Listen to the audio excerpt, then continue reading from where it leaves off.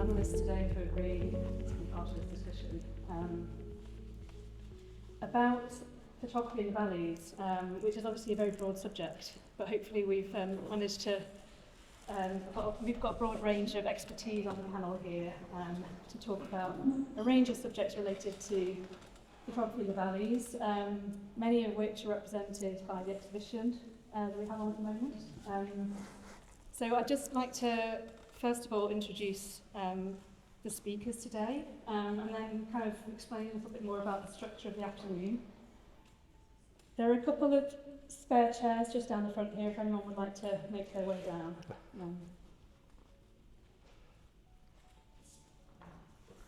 Sorry, it's a slightly odd setup.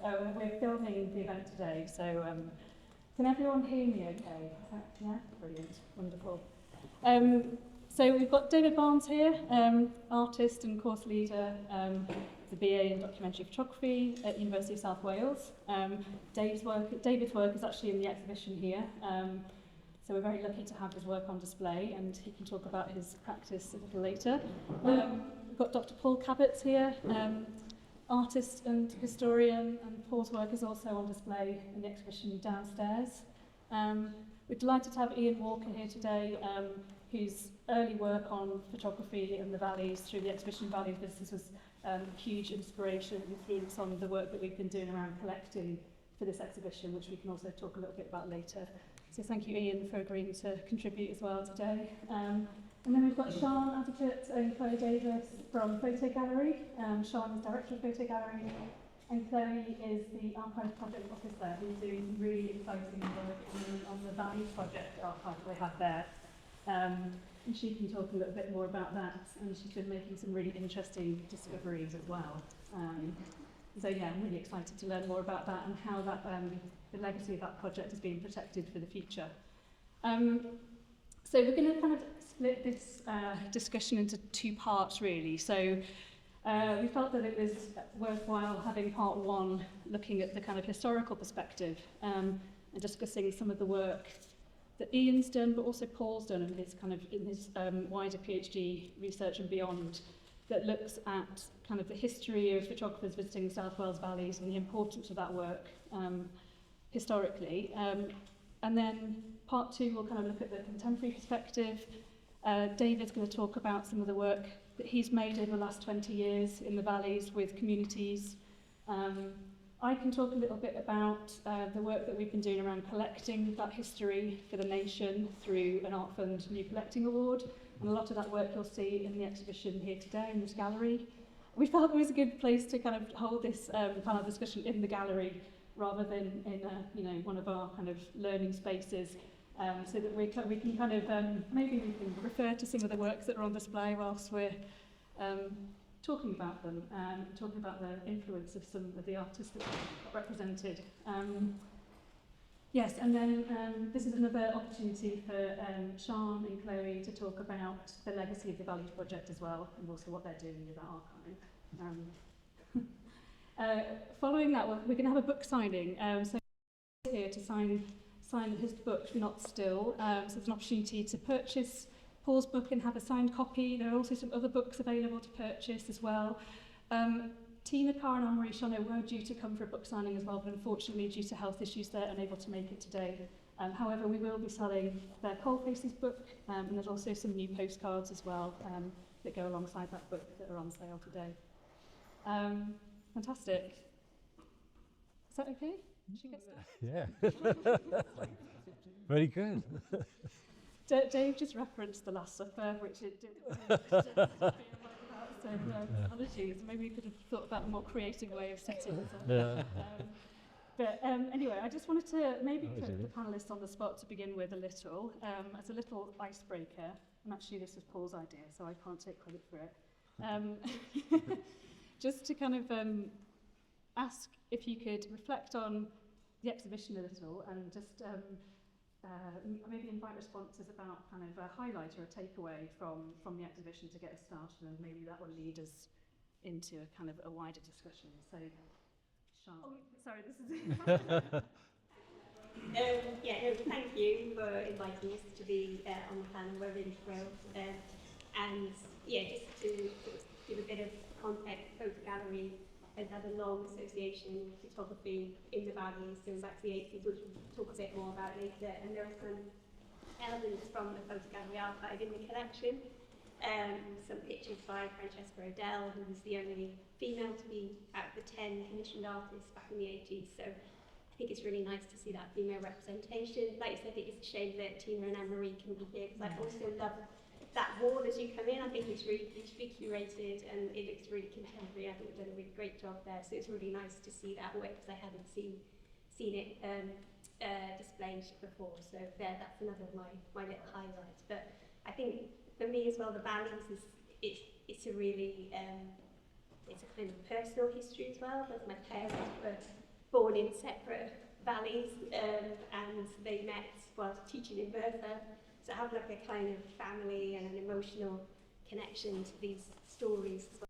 So yeah, that's my interest. That's good. Actually, just to add to that, I just got some visitor figures through yesterday from Sarah, who's our head of the visitor experience team, and we've had 90,000 visitors to the exhibition since it opened in May, which is one of the most popular, most visited exhibitions here at National Museum Cardiff. So it's been really wonderful actually to hear responses from visitors as well, and their comments and feedback, and it's been really moving and emotional actually. It's the first exhibition that I've really worked on, I think, where it's had that level of response from visitors, and it's also attracted very local audience, which is absolutely fantastic. And you know, there's some really personal reflections. So we had a comment from a man who came in who said that he doesn't normally go to art exhibitions, and he's a bus driver and his route is up and down the Rhondda Valley every day, and he was really moved when he came to the exhibition because all the faces on the gallery walls are faces that he saw on the bus on a daily basis. So it's kind of comments like that that have really come through very strongly, and they've made the whole exhibition a really meaningful piece of work. So yeah, it's fantastic. Chloe, you have a takeaway. Yeah. I guess I have an emotional and personal connection with the valleys, and I mean, yeah, you talk about Anne-Marie and Tina Farr's, work, and I instantly felt the connection to the people. It's also the communities in the valleys, I think, is what I'm connected to. It's the people. But yeah, just looking at the work and being able to resonate with almost every single piece, you don't really get to do that in most shows, so yeah, it's brilliant. That's great. Ian. Well, I'm not from the valleys, as you can tell as soon as I open my mouth. I'm an outsider, a stranger, a foreigner, but I have lived in Newport for 40 years and gone up and down into the valleys and got really interested in the valleys, and was also involved quite early on with the Valleys project at the Ffotogallery in the 1980s, which maybe I can talk a bit more about in a minute. And yes, you know, my main subject, the reason I'm here today, is because of my connection with photography. But actually my favourite object is that washing machine, the Hoover washing machine out there, which, you know, says a lot about the valleys. It's not just about mining. It's also about all sorts of other industrial product and all sorts of other ways of life. I think probably the first washing machine our family had was a Hoover made in Merthyr Tydfil. So I connect very strongly with that. It's actually that's also very popular. I can imagine. No, it's great. Right. I think they've been quite surprised to see it. Well, it's wonderful to have something like that in the middle of an art exhibition. Yeah. You know, and it is surprising, but it's great to actually make that connection. Paul, at this point I should also say that Paul has been absolutely crucial in putting this exhibition together from my perspective. So he's been a real mentor for me since I started here at the museum. He's contributed so much, which I've valued beyond anything else. So he's really helped with this part of the exhibition as well, and my thinking around it. So just to put you on the spot there, Paul, sorry, but do you have a particular reflection? Because your work's obviously in the exhibition as well. Yeah, I don't like it. What, the show or your work? No, my work's great. The show's awesome. Thank you, Bron. Very kind of you. Yeah, I mean, for me, growing up in the Rhondda Valleys, of course, there's a lot I recognise in the photographs, even though many were taken before my own time, and many since, perhaps. But yeah, for me it's lovely because I'm looking at things which, as somebody who became interested in photography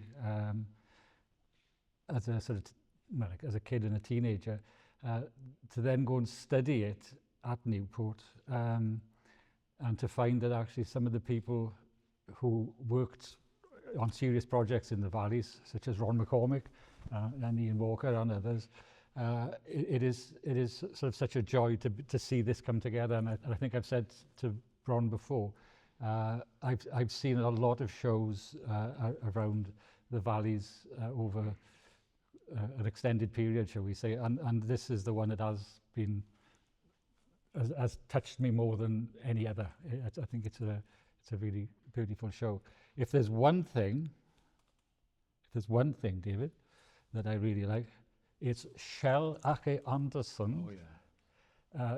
The photograph there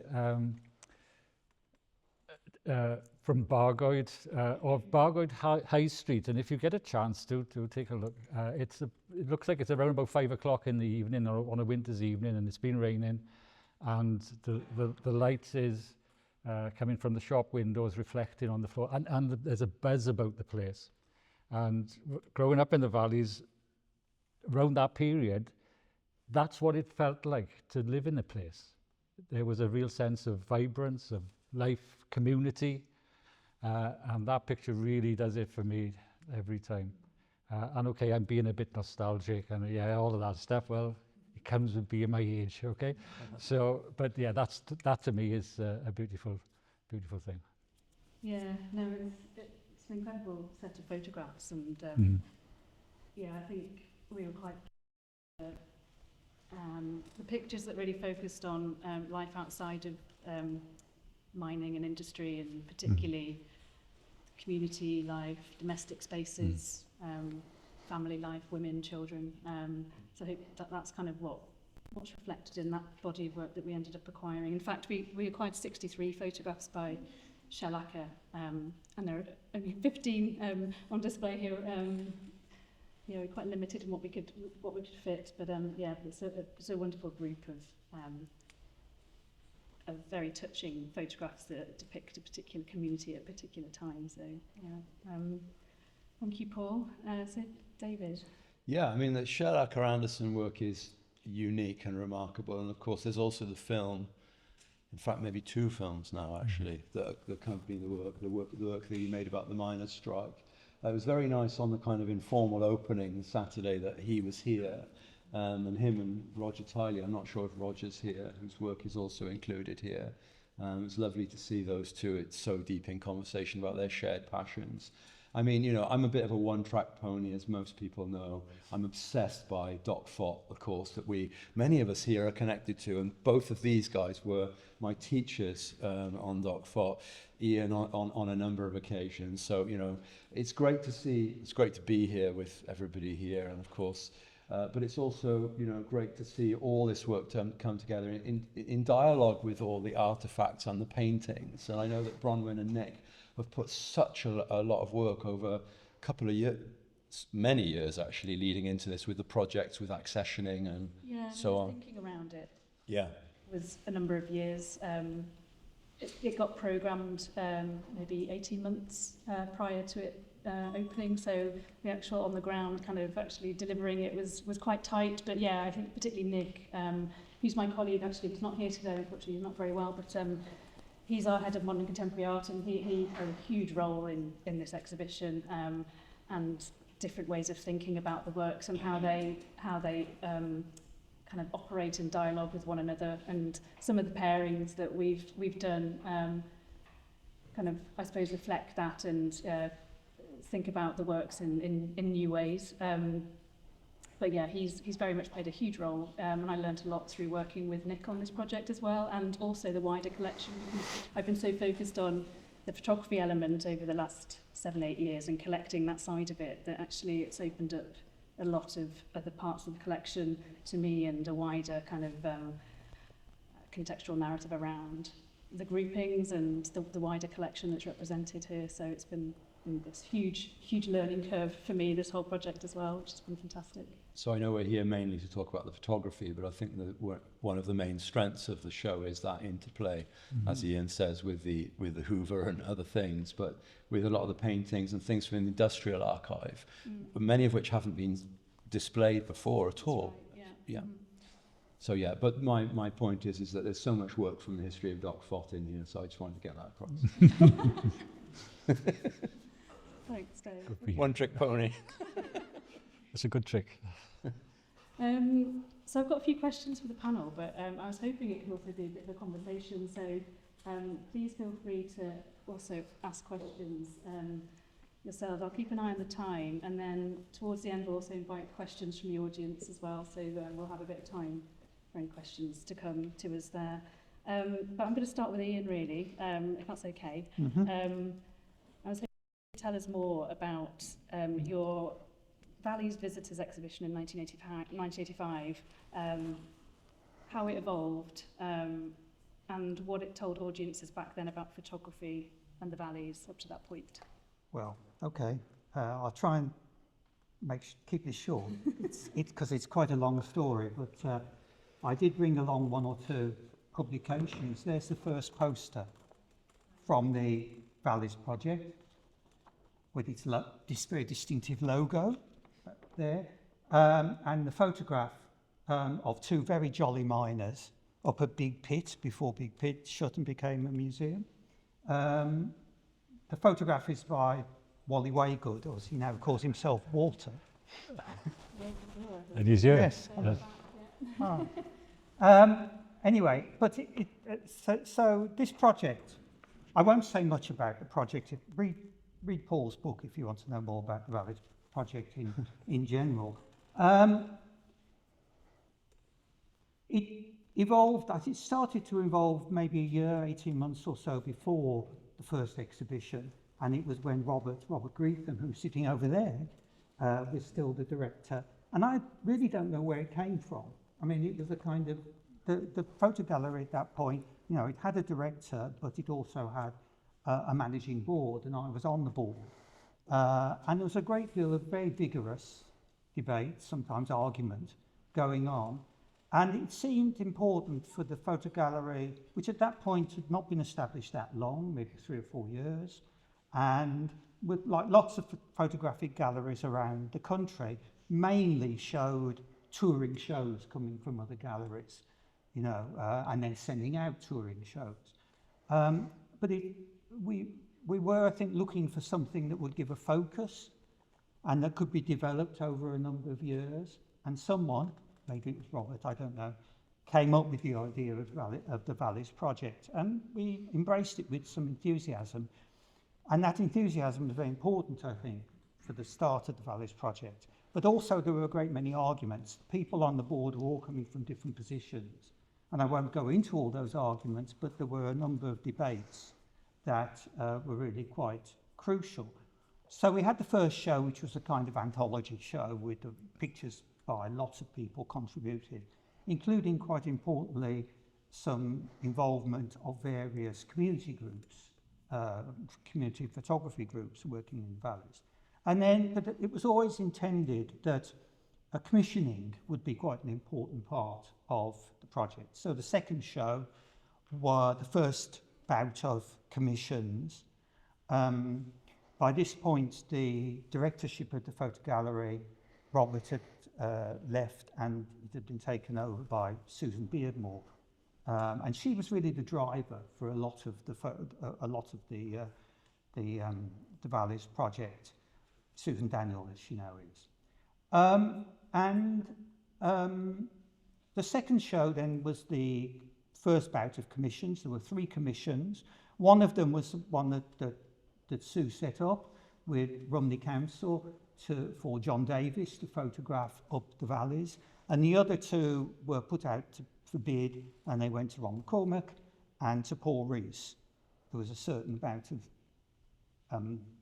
argument about the fact that both of these people were from Newport, but you know, that was one of the debates that was going on.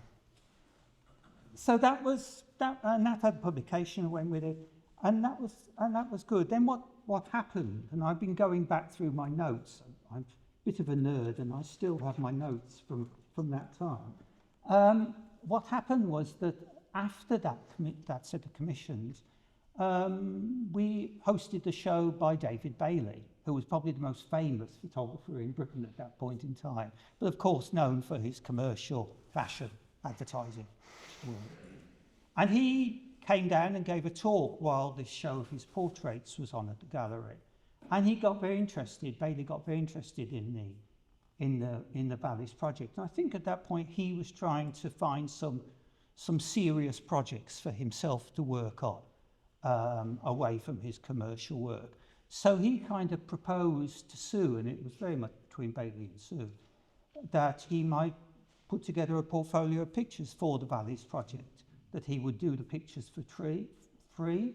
He'd come down in between his commercial projects, shoot in the valleys over a weekend, back to London, you know, and so back and forth.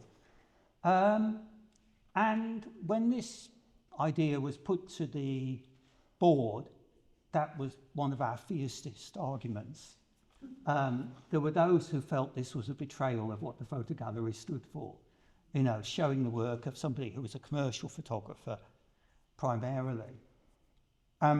Sue argued that it would help put the project on the map, it would help to publicise the project, and it would bring in revenue. And she was right. The one thing that Bailey insisted on having was a catalogue. He wanted to take it away and show it to, you know, all these influential people in London. And yes, he got a really nice catalogue out of it, and I won't talk about Bailey's work here, we might come back to that. But that was sponsored by Mother Care. And there was also a deal done with HTV television, that they would put some funding into the project, and they actually made a film, a 40-minute film, which I think involved all the photographers as well as Bailey, though obviously Bailey was their hook for making a popular TV show. So we had this project that Bailey would be showing in the gallery, but it wasn't going to be a lot of images, a very big project from Bailey. Don't know how many of you remember the Ffotogallery at that time. It was like a small one gallery on the ground floor, one gallery upstairs. It leant against the building next to it. I was surprised it was still standing whenever I came there. And so we thought that Bailey would occupy maybe the top floor, which is the more secluded floor, you know, the more concentrated floor. So we wanted something to go downstairs. And I was thinking about, well, there is this, you know, there's this controversy, there's this question that not only Bailey, but in fact all the photographers who had been involved so far were outsiders, were strangers, were what I ended up calling valley visitors. So why didn't we do a show that would concentrate on that would look at that question of what visitors see when they come to the valleys and make images in the valleys and what they say about the valleys, what it tells us about the valleys. There was at that point in time a lot of debate around this within documentary photography about this insider-outsider question. You know, there was an argument that only insiders within a culture really had a right to say anything about it, to make images of it. And that visitors were, you know, photojournalists usually, were voyeuristic, they were exploitative, etc., etc. I wanted to kind of make a slightly more balanced argument that yes, of course, insiders, they know about the culture and they understand the culture, but the visitors also see something that maybe insiders don't. You know, and maybe that's a cliche, but cliches only get to be cliches because they have some element of truth within them. And of course, you know, the valleys is a great example of that, what the outside world thinks of when they think of the valleys, you know. So I started to put together this exhibition called Valley Visitors, which would occupy the ground floor of the gallery. So people would have to go through that space to go upstairs to the Bailey work, whether they look at it or not, or whether they were just so anxious to see Bailey's picture. I don't know. And it was a show put together on a shoestring. I mean, we couldn't even afford new frames, as I remember, so everything that was on the walls had to come with its own frame.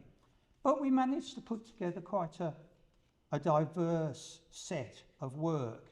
And again, I've got here my checklist that I made at the time on an old-fashioned typewriter of what we were showing in the work. There was some stuff on the walls, framed pictures, not unlike what we have here, and they were mainly lent by a range of institutions. So, for example, we got a print of the Eugene Smith picture, the one that's all the way back over there.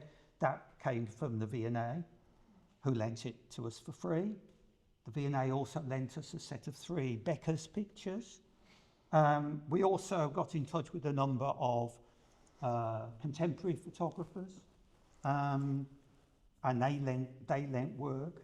And this picture, I'll come back to the brochure in a minute, but this picture here, which is by Roger Palmer, who at that point in time was a well-known kind of landscape conceptual photographer. This picture looking down into Rondervac, I think.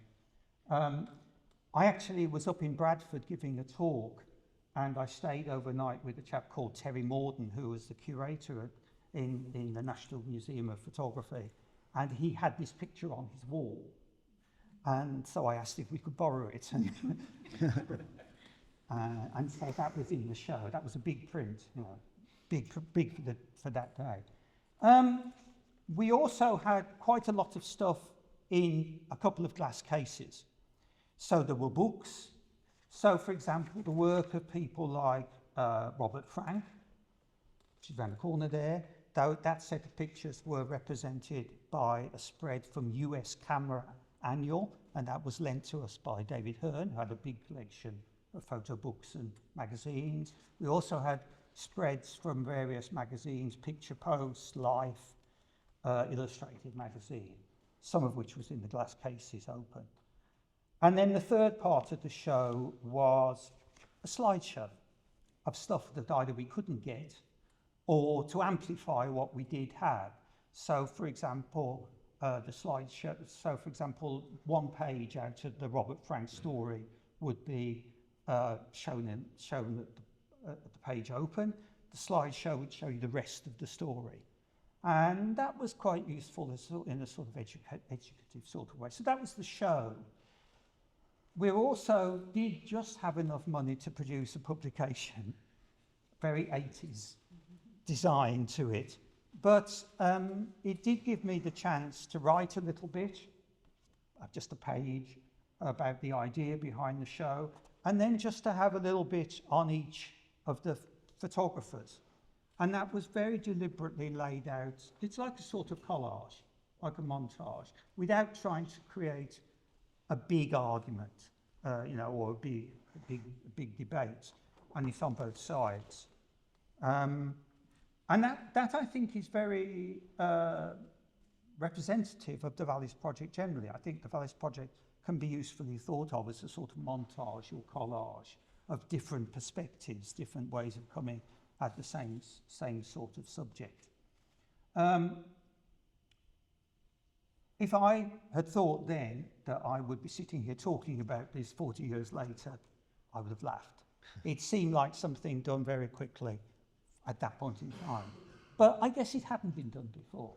And, it involved myself, yes, doing lots of research, looking at lots of photographers, going to talk to people. For example, there was a female photographer, Edith Tudor Hart, who worked in the 1930s, who was the wife of a doctor in the Valleys. But she was originally German. Her name was Edith Suschitsky, and her brother was still alive. Wolf Suschitsky, he was actually a film cameraman. He'd shot Get Carter.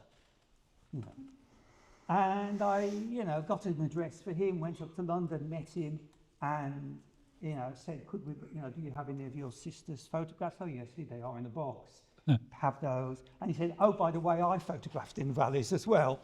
And that's where this picture of the portrait of the miner, anonymous miner, came from. It was one of his pictures. So that, it was kind of like a patchwork. But I think it did put together something. And, I'm pleased that it kind of started off and has led to a continuing interest in the kind of portrayal of valleys. I just want to say one last thing. Quick advert. Earlier this year, I was able to, with Brian from Offline magazine, to publish this essay, which is Bargoed to Bargoed. It's about the town of Bargoed up the top of the Rumney Valley and about images that have been made. And it starts off with this painting by L.S. Lowry. There's another Lowry down in the far gallery there. The one which is here in the museum, but this is a painting which is actually up in Salford, of Bargoed. And when I first saw this painting in 1990 something, I was immediately struck at the fact that here it was a view, I don't know how well you can see it, a view of the town, the viaduct, and the mine with the pit with the spoil heap behind it there.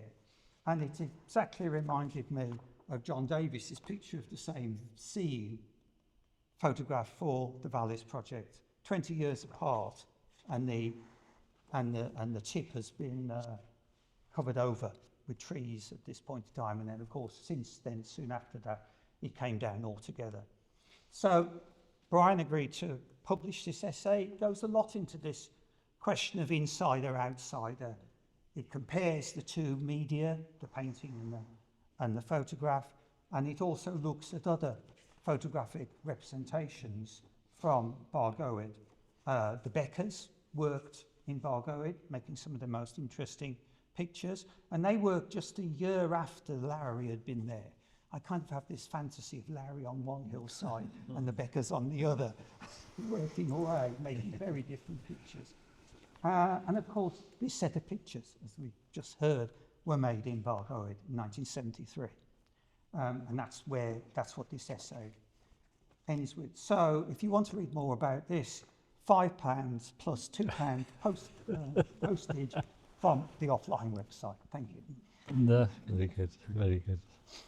Oh, thank you. That was a really thorough, comprehensive overview of how the project evolved and some things I wasn't aware of as well, actually. So, in fact, probably, really interesting for you, Kerry, as you're kind of going through the archive now. And everything you said, I've puzzled together for over months. I'm trying to read all the notes.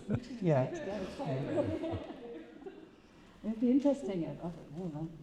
We introduced some kind of oral history around how that idea was conceived, and just so that's kept. But that's my memory. If you spoke with Susan Daniel, that she'll have another memory. Other people who were on the board at that time will have another memory. Robert will have a different memory. Fantastic.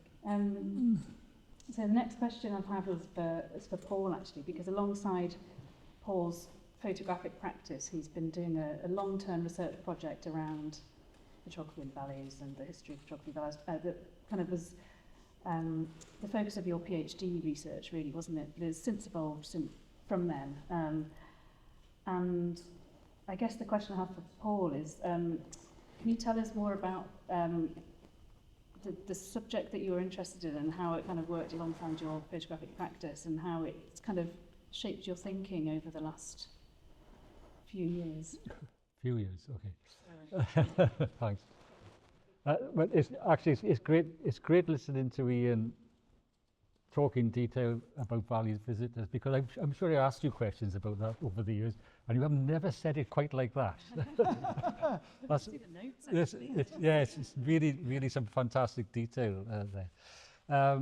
Okay, I think I would start by saying that I sort of come in a way where the Valleys project sort of ends. I was sort of frequenting Ffotogallery in the sort of second half or late part of the 1980s. But the only Valleys project show that I actually saw was William Toy, which was actually the last iteration, I think, of the Valleys project. And he had worked up in the Garw Valley, mainly portraits, and it was beautiful work. At this point, I have to say that although I'd been interested in photography for a long time, I wasn't working in photography, or I wasn't seriously undertaking any sort of photography, but I was becoming more and more interested. And I suppose I became kind of fascinated with the idea that there was somebody interested in photographing the valleys. Why would you? I mean, having grown up in the Rhondda, I think, you want to come and photograph this? Really? Must be mad. But my interest really kicked off. I did an A-level in photography, and Tim Collier, who was the lecturer, he introduced me to Walker Evans, American photographer. And Walker Evans had been working in the 1930s, 40s, yeah.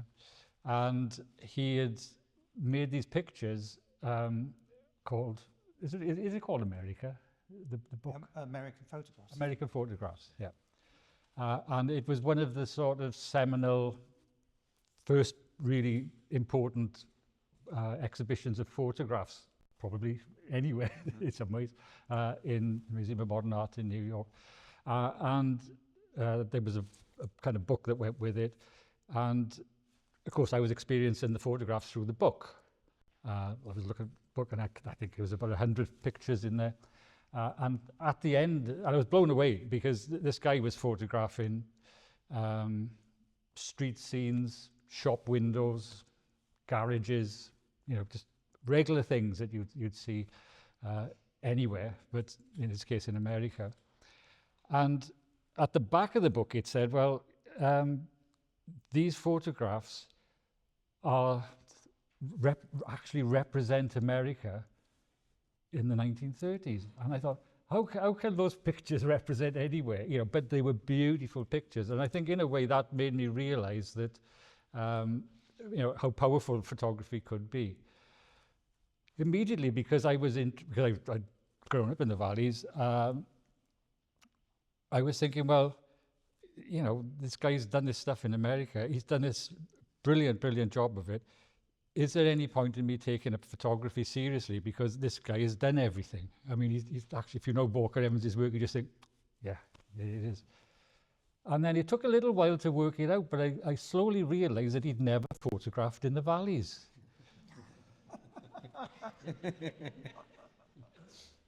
And I thought, oh, there might be just something I can do here. You never know. And so the A-level was a great way. And I actually started to make a few little projects. And I very quickly started to realize that, photography was a very serious thing to do. And I thought I better start to study it. And this pure chance, of course, the nearest sort of college where you could go and do photography at the degree level happened to be Newport. Now, we travel around the world, and you say, you've done photography, and they say, did you study photography? And I say, oh yeah, at Newport. And they go, oh my God, it's Newport. It's like, it's amazing. Of course, at the time you don't realize it. You sort of turn up there, and there's this sort of great history. The course had been set up by David Hearn. He had a particular way of sort of starting it off. But the people who came in sort of shaped it and brought their own kind of way of thinking and working primarily around documentary photography. But certainly by the time I'd got there, there was art. Art was a very big part of it. And that was thanks in part to Ron McCormick and others, And so it was amazing. So all of a sudden I was starting to see this world of photography. And there's a couple of things that really jumped out to me. One of them was a lecture that Ian did actually had some photographs by Bernard Hill of Besher. And I thought, my God, there's somebody just photographing collieries. Amazing, isn't that great, And then I started to realize that actually on the course there were people who had actually worked in the valleys. they'd made pictures in the valleys for this thing called the Valleys Project. And it was sort of coming into my sort of radar. And I think after quite a short period, Ian had sort of introduced me to the fact that, you know, he'd worked on it as part of the Valleys, with the Valleys visitors. And certainly Ron had encouraged me to kind of go and make pictures in the valleys, and was very, very supportive of that as well. So in a way, all of a sudden I realized that there was a thing, you know, like now we look at this exhibition and we think, oh yeah, well, you know, the valleys have been photographed, you know, like forever, but actually at one time it really didn't quite seem like that, you know. And that's, of course, one of the powers of this show, is that we can start to see this stuff come together. So I worked, I was like fortunate to work with Ian and Ron, but Ian in particular was very supportive when I suggested that as an undergraduate dissertation, I should actually write something about the Valleys Project. And that was fine, and it was all right, wasn't it? It was pretty good. It was okay. It was okay. And it scratched, but of course you realise that you're scratching the surface, really, you know. So I went off and did a few other things, went and studied fine art in Aberystwyth. And my mind kind of turned towards, well, I should really, you know, I'm from the valley, I really love the valleys. The things that Ian had been talking about, the sort of insiders, outsiders, well, okay, well, who are the insiders then? We know a lot about the outsiders, who are the insiders? And you know what? I couldn't find many of them. It was a few. Roger Tiley was one, you know. But it made me realize actually there was some work to do. And as with any knowledge, developing anything, which you might remotely call new knowledge, you're always sort of building on what other people have done. And I was very fortunate to be in the sort of circle where I could get access to the people and the institutions that might help me to define more clearly what valleys, what photography had happened in the valleys in more detail. The work that Ian had done was amazing. It had started that sort of thing rolling, but I really felt I wanted to take it further. So I'd spent a bit of time in Ffotogallery looking at the Valleys Project, and sort of I then hadn't been catalogued in any way, shape or form, so we just started to, or I started to put that together. I was trying to find the photographers so I could talk to them. Some I knew already. I could not find Walter Waygood anywhere. He'd gone off for 30 years somewhere. But he came back, which is all right. And when you start to do any sort of bigger research project, the first thing you do is gather data. You just got to find people. You've got to look in books. You've got to look in archives, which is what I was doing. And up until my PhD went on for 23 years. It seemed like it. It did seem like it, actually. And I think I got around about halfway through it, and I realized that there was all this stuff, and some people were putting pressure on me to make sense of it. And so I did a comparative analysis of 3 photographers. And I realized that actually let's say the post-war period, 1950s, was a really significant time for photography in the valleys. Ian, you mentioned Edith Tudor Hart, which came in the 30s. Helen Muspratt, another brilliant photographer, had come around about the same period. Both were absolutely committed communists, and they wanted to show that the valleys were, or should we say, they wanted to show that the effects of capitalism in the valleys. And so they kind of did a kind of quite a heavy kind of making the valleys look quite a sad sort of place, really. They did show the resistance as well. They did show the resistance, but again, and, you know, I think, and back to, you know, what I'm sure are talking about, is the idea that people take away from photographs what they want to take away from them, and if you keep being shown lots of images of negativity, then you assume that this place is going to be incredibly negative. So anyway, my comparative analysis there was one photographer that had always been sort of in my face, which was Eugene Smith. And that picture there, the 3 generations of miners. And as I've said many times, I used to hate that picture. I used to absolutely hate that picture. And I can explain why. The other photographer was Robert Frank, who would come a couple of years after Eugene Smith. Smith was in 1950. Robert Frank was twice in 53 and 7. Oh, was it? Okay. And I thought, hang on, let's have a bit of balance. Let's have a Welsh photographer. Let's try and find one. And the one I could find was Jeff Charles, who was actually a North Wales-based photojournalist who had done mainly work for I Cymro magazine, Welsh language magazine. But he did come into the valleys in the 50s as I Cymro wanted to extend its readership to an English-speaking audience. And so Jeff Charles came down and photographed in the valleys. And what was fascinating was that Eugene Smith had been working for Life magazine, which was a very right-wing magazine, which had sent him over to photograph the 1950 election and predominantly wanted him to show that under a socialist government, Britain would be going backwards. Robert Frank, that's another story, which perhaps Bron will talk about later, but Robert Frank is a very different kind of a European, a Swiss guy, who was a more poetic response perhaps to the valleys.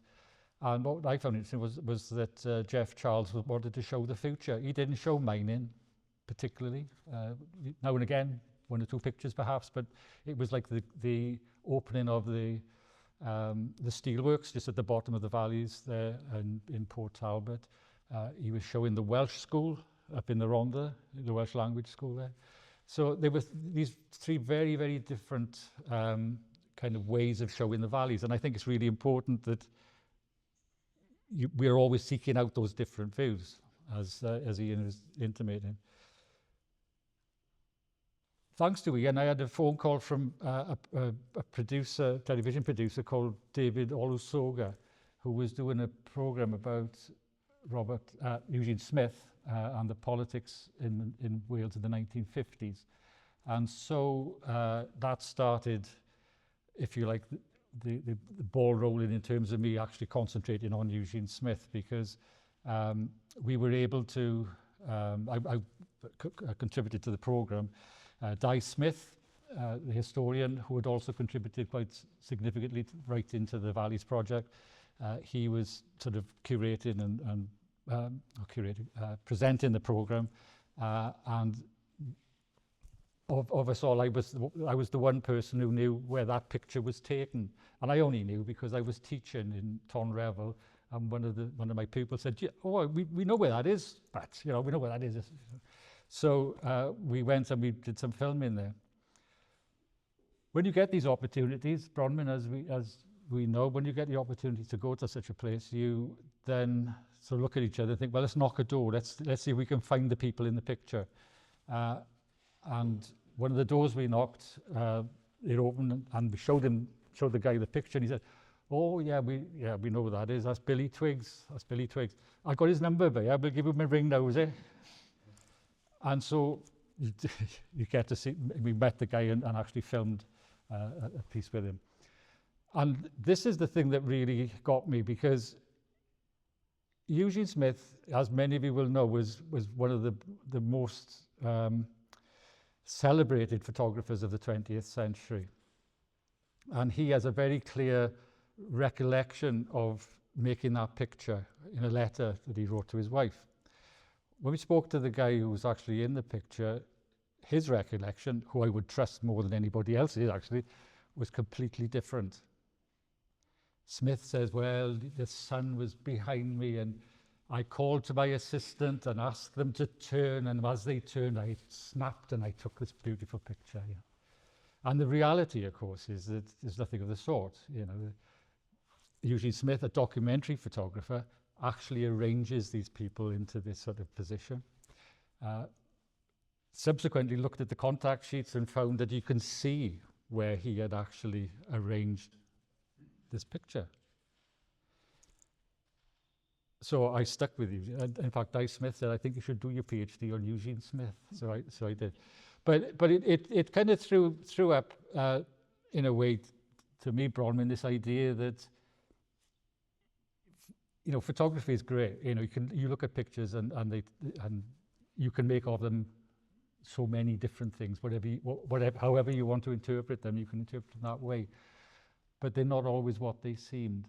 And really what I wanted to do from then on was to kind of get under that and try to work out what motivations are for photographers, who were the audiences, who were the commissioners, because all of these things really shape what comes out, you know, at the end, and how we're encouraged to read pictures. So yes, I've just kept doing it really. I've you know, over a long time. But it has to be said that it is Ffotogallery, you know, which started that commission thing with the Valleys project, the work that Ian has done, and actually thinking back to what it was like when I was first interested in the photography of the Valleys. There was some interest, but not that much interest, and it's just amazing that there's this, you know, you see this now, and you keep sending students up there all the time. So good for you.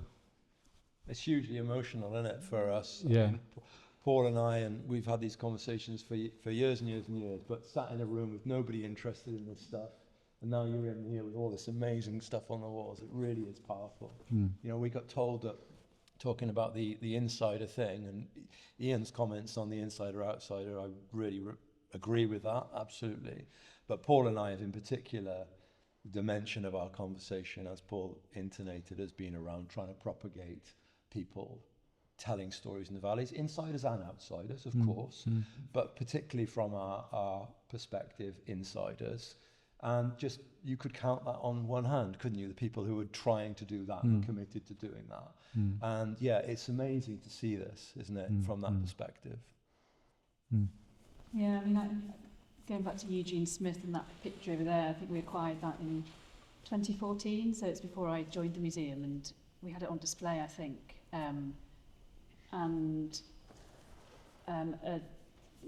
The person on the right, is he Billy Twiggs? Which one is he? Oh, no, yeah, Vernon Harding is the guy who's still around, or was. The youngest of the three. Vernon Harding saw the picture and made himself known to front of house team,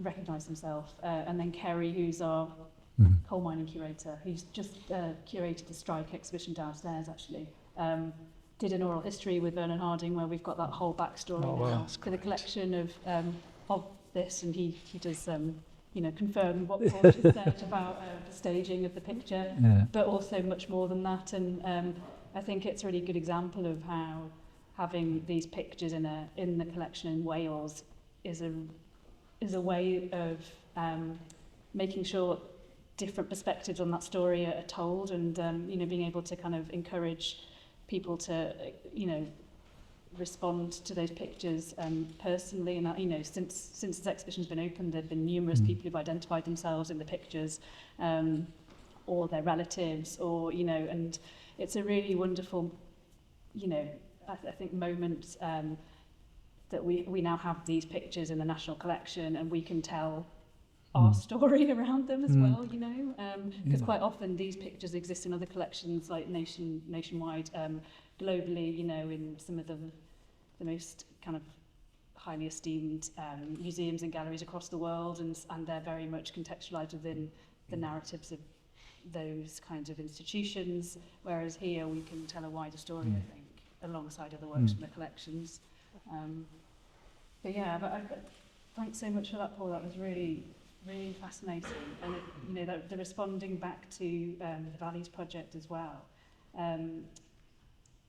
It's probably a good time to bring in Siân and Chloe here now about the work that you've been doing recently on the Valleys Project Archive, and you just very recently had a HMF grant, haven't you, to do a lot of work around the project and to make sure that it's kind of protected from country. Can you tell us a little bit more about how that came about, I suppose, and also kind of the work you've been doing around, well, Chloe, the work you've been doing around it, because I know that you've been doing so much over the last few months.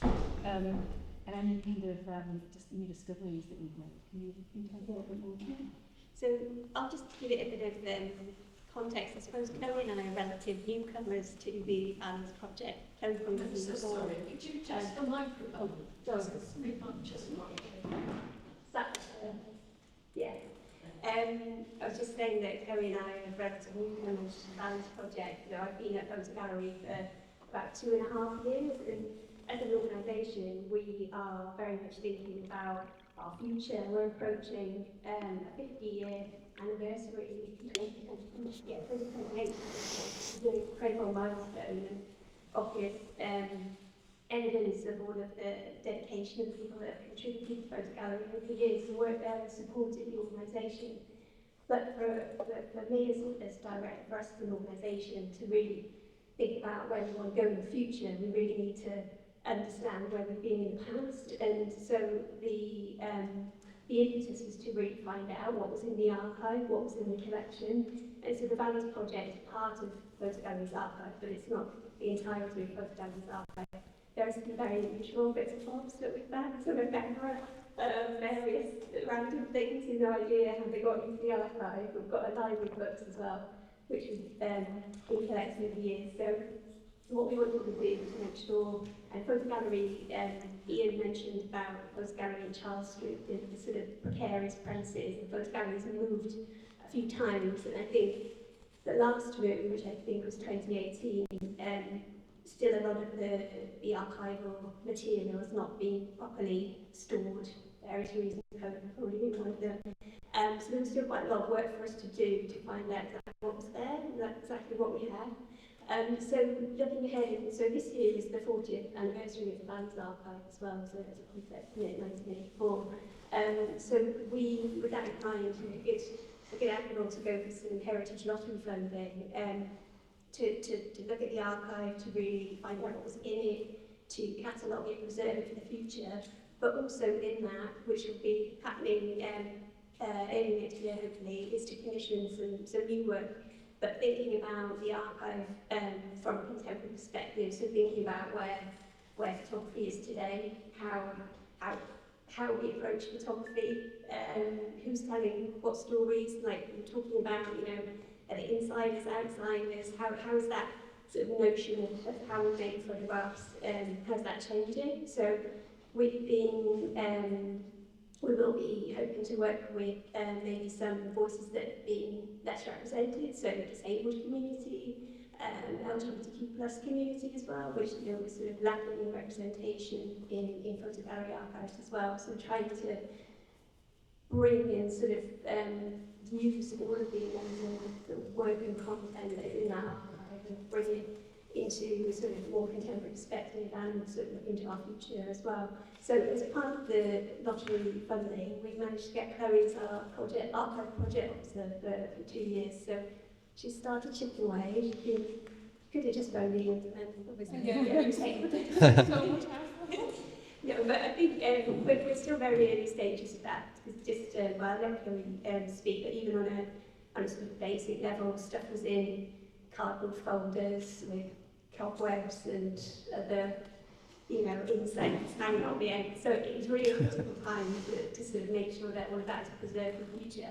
But just more broadly, I wanted to make a point, which I was thinking about while I was here, talking more specifically about the Valleys and Wales. But I think there's something really special about Wales and photography. We've got such an incredible, unique history, which, yes, it's really, really special. And so, yeah, trying to sort of contribute and preserve that unique history for future generations is really part of our mission. So, yeah, do you want to say a little bit about what you've been digging?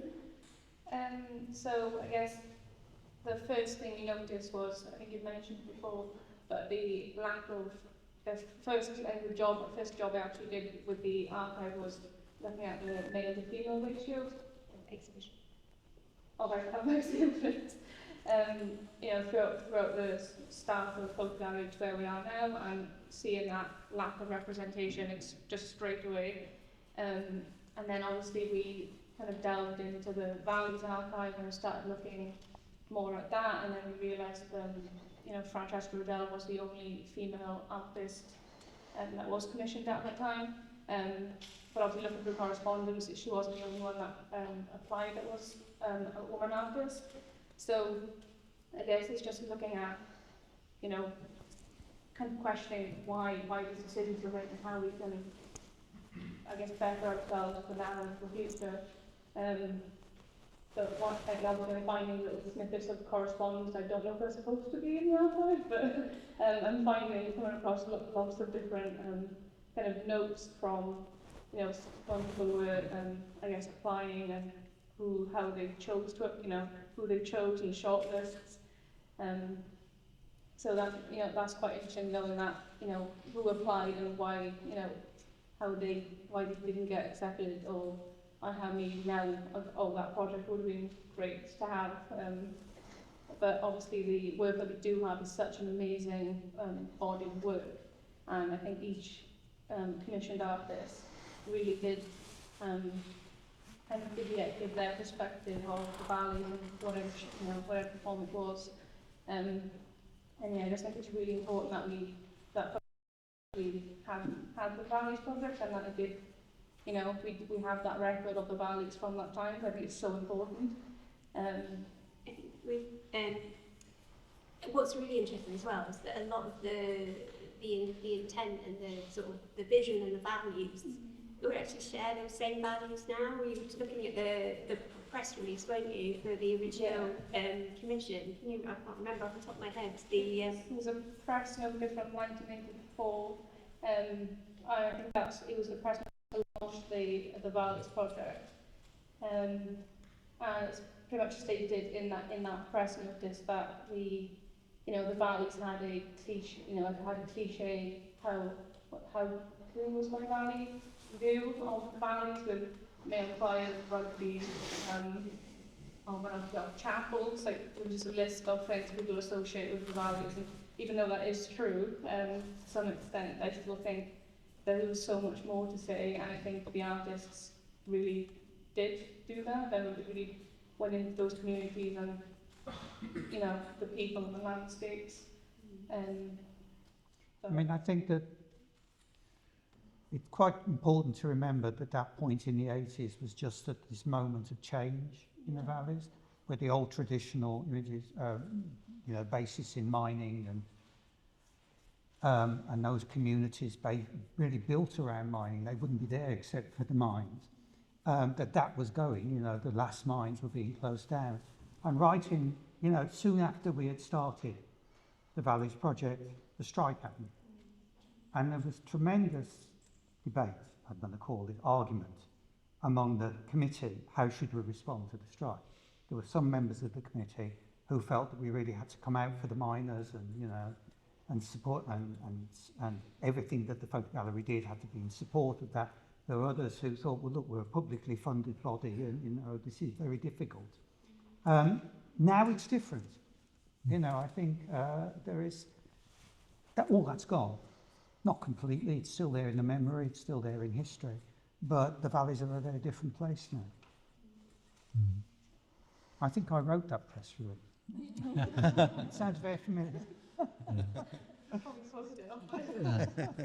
Yeah, I mean, I would add as to that as well, to what Ian is just saying, is for somebody like me looking at the Valleys project, as I say, I only ever saw the very last iteration, the very last exhibition, and so my world was already post-Cole. Yeah, I mean, it was in the DNA because it was in it was in the family, it was in the community and so on. But it was post-Cole, and the world was changing. And I think that one of the strengths of the Valleys project was that it did actually stay clear in some ways of the miners' strike, and it allowed the press to do what it did, and what it did was quite damaging, by the way, for the communities that we lived in. But photographers like Paul Rees, for example, and you can see in the photographs just around the corner here, Paul was going into AB Electronics and he was showing that actually the emerging workforce was women. And you know, they are the people who are doing the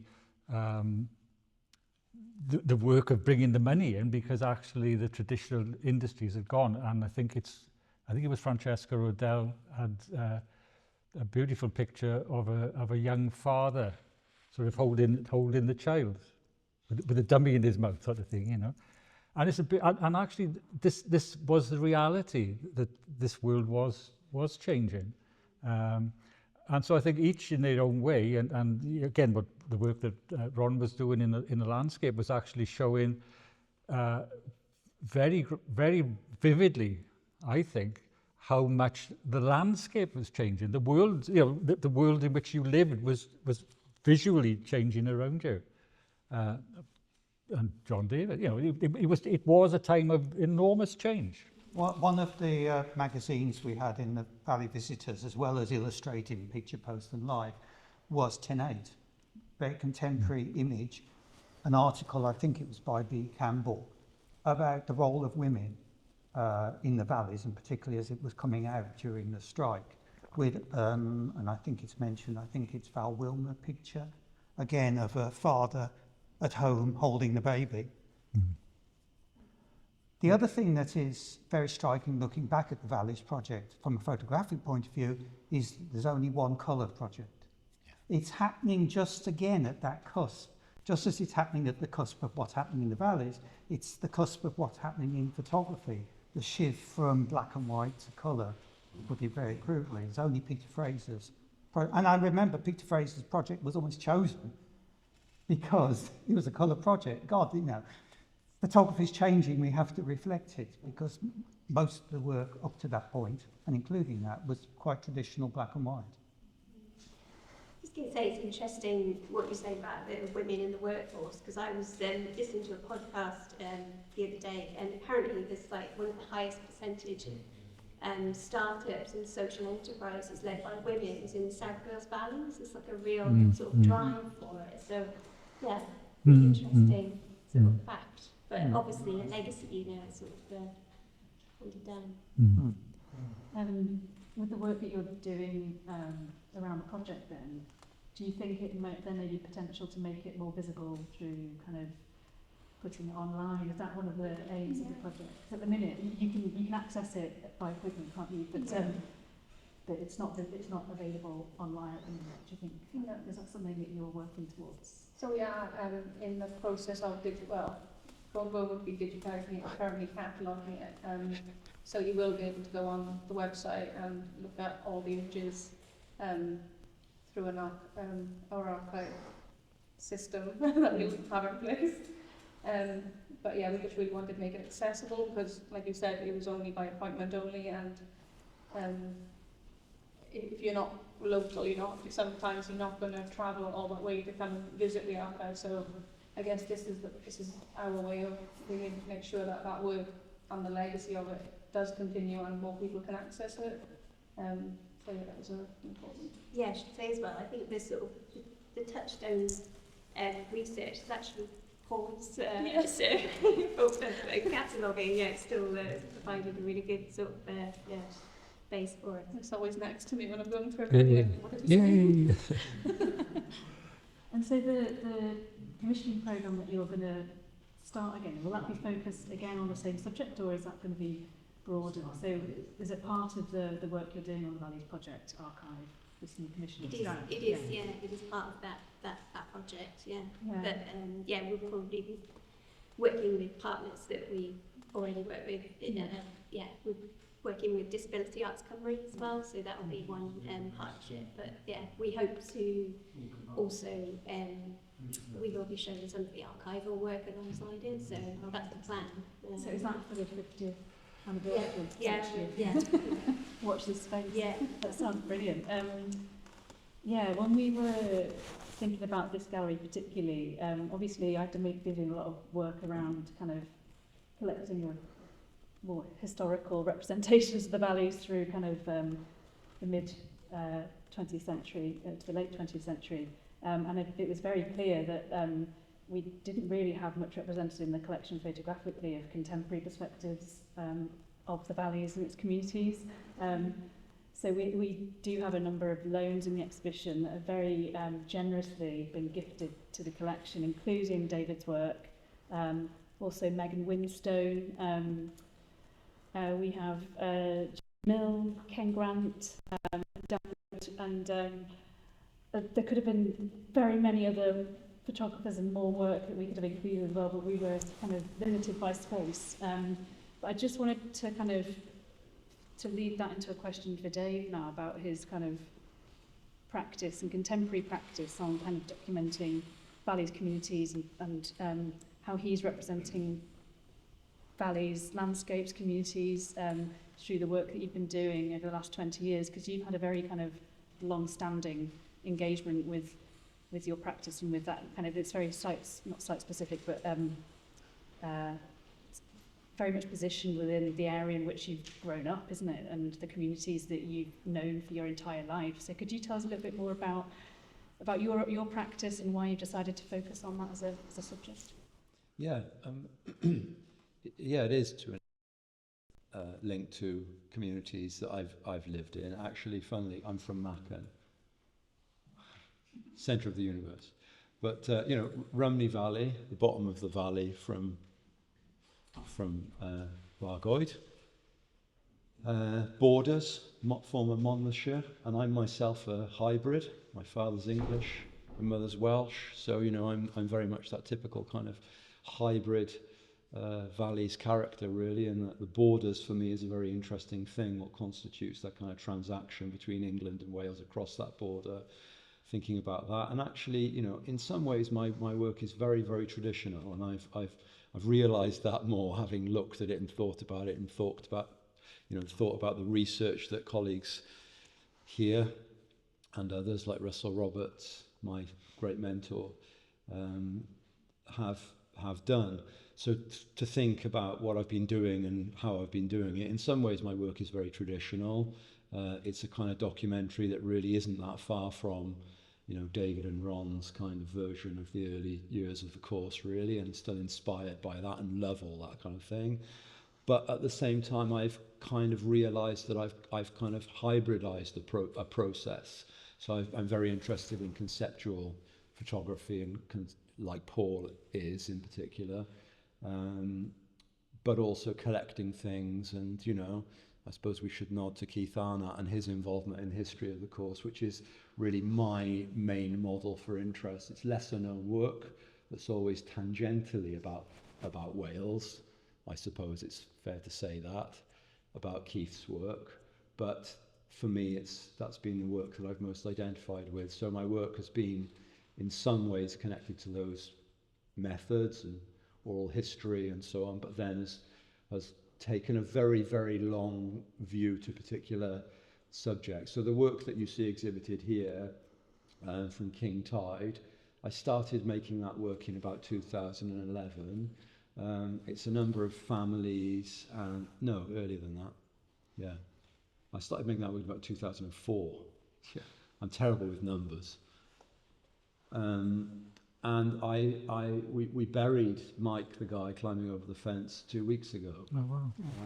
So, you know, I'm involved with many of the families that represent that project still. And I've been making film, video stuff, collecting things, all kinds of stuff around that project and a lot of other projects in parallel. So yeah, that's the kind of method, and yeah, I'm passionate about the consistency of making work. I don't do it now every day, but certainly consistency of that and working with it. And I think the character of my work is very much, you know, I suppose the Sherlock Anderson type of thing, where he lived in the house of the person that he photographed. So that's really the commitment, and my life is that. I'm totally committed with complete involvement in my subject, and it's that persistence and that dedication. What you see on the surface of my photography, what is distilled in my photography and filmmaking as the surface. Beneath that, there's all kinds of days of other things happening where I wasn't photographing, and yeah, it's born out of a love for the valleys and the valleys culture that I see represented here. Commitment is very important to me. Could I just say a little bit about David's work and sort of the contemporary work, because as I say, you know, in the 90s, shall we say, the valleys, I think from a contemporary photography point of view, became uninteresting. I mean, I think everybody had seen so much of the valleys in the media, you know, television, you know, the miners' strike had dominated the 80s really, and it's still with us as we know in the building. You know, it still sort of resonates very much so. And that idea that of back to insiders and outsiders, and trying to find those on the inside who were making work, and I think it was very difficult to find people who were prepared to do something new with the photography. It's quite, I can be careful how to say this, but it can be quite easy in photography or any creative process, I suppose, to follow what has gone before, to just replicate it, but bring it up to date and say, well, this is relevant because this is now. Well, maybe, but you know, what is different? And the thing perhaps we haven't spoken enough about is what it actually, what photography in itself is not all that interested really, but what it does is, and we have to remember that for many of the photographs, the more historical photographs, the Bruce Davidsons and Eugene Smith, and remind me, Evelyn Hoffner, and not so much with Shell, but a lot of that earlier work, that was for publication, that was meant to be going to magazines, mass magazines. That's where people got their sense of what the valleys looked like, but also how it felt. And Philip George Griffith's work as well can be,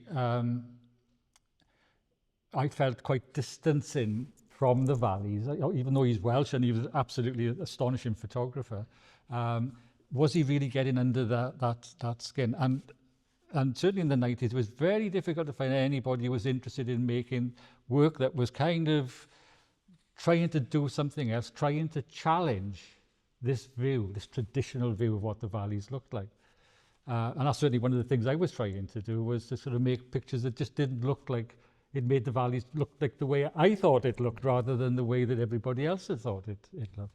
And I think that the thing that David has done, and interestingly, also outsiders, Clementine Schneiderman, Sebastian Bruno has got a fantastic show of Sebastian's work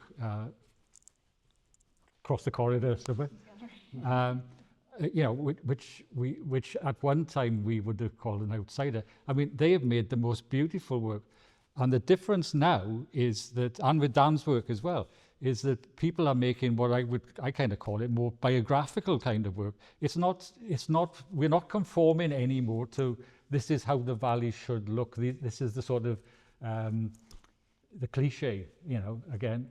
I think Clementine's work is really interesting. You know, she came to do the MA from France, very much as an outsider. Her first MA project was to photograph the Elvis convention in Porthcawl. And Brian did a special issue of Offline on the valleys, and I thought the interview with Clementine there was really interesting. The way she talks about, I started off as an outsider, and now that I actually live there and have got more embedded in it, I'm beginning to feel more like an insider. And, you know, she has brought a different kind of view, female view certainly, but, you know, French view as well, if you like. Absolutely.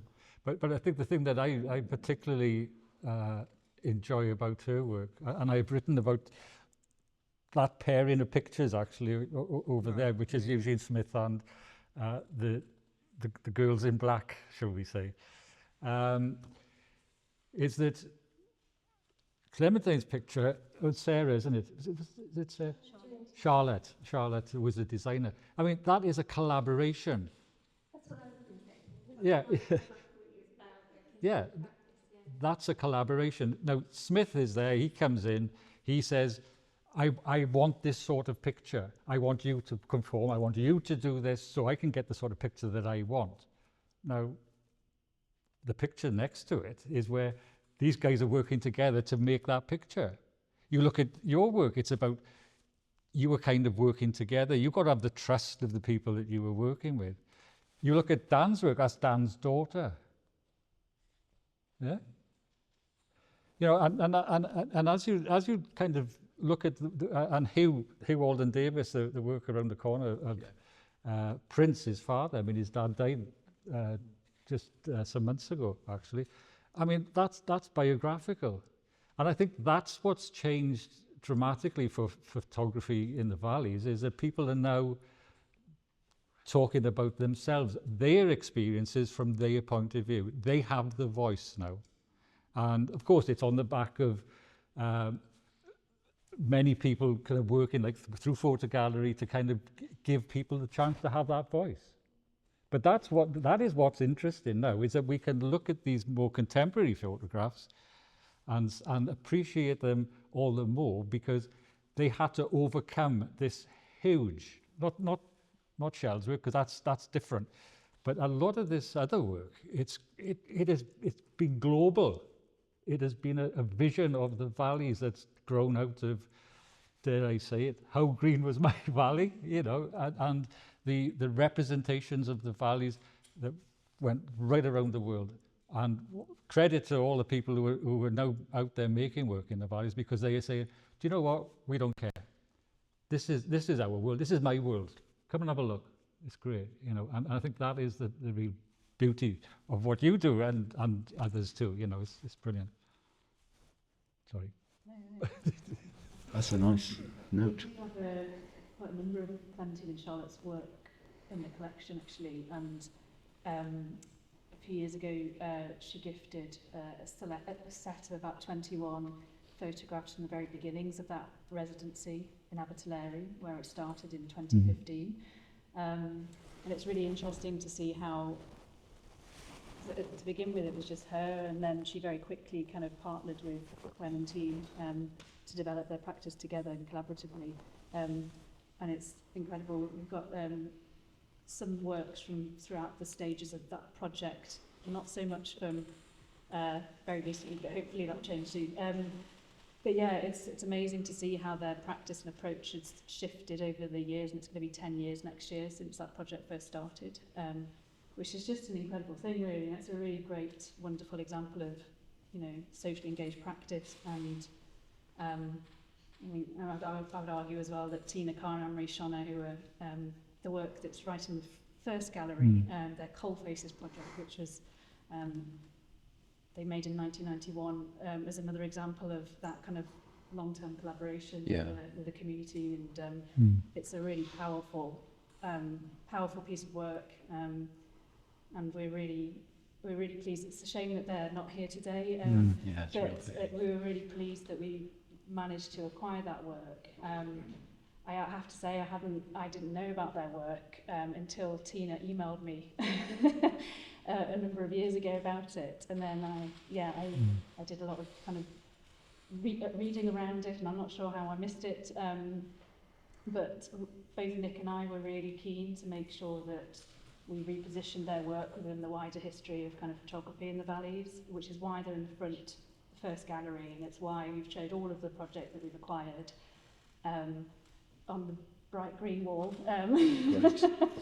And they visited about a month ago now and saw it for the first time, and I think they'd heard from colleagues and friends who'd visited previously, but they were really thrilled to see the work, and they said that they'd never have presented it like that if it was them who'd made the choices. And I was a bit nervous, to be honest, when they first arrived. But they said that since the work's been on display, they feel like they've it's been the most kind of recognised moment of their careers.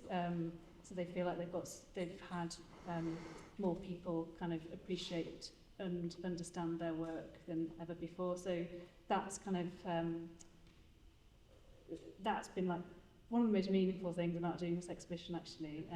I was aware that when we first started the collecting project, there's a very kind of, you know, a lot of the work that we've acquired are by male photographers, and I wanted to try and make sure there was some balance there. So we did also acquire Evelyn Hoffer, some Edith Tudor Hart work, and Tina Carr and Anne Richonnet alongside Robert Frank, Bruce Davidson, Shellac Anderson, and some Wolfgang Zaszycki, actually. Oh, really? Ian. Yeah, we've, in fact, Peter Zaszycki donated about 44 photographs of his work from Wales, which is fantastic. We've only got 2 on display over there, but yeah, I think hearing from artists who've been involved in the exhibition has been really meaningful as well, in their responses and how they feel their work has been represented as well.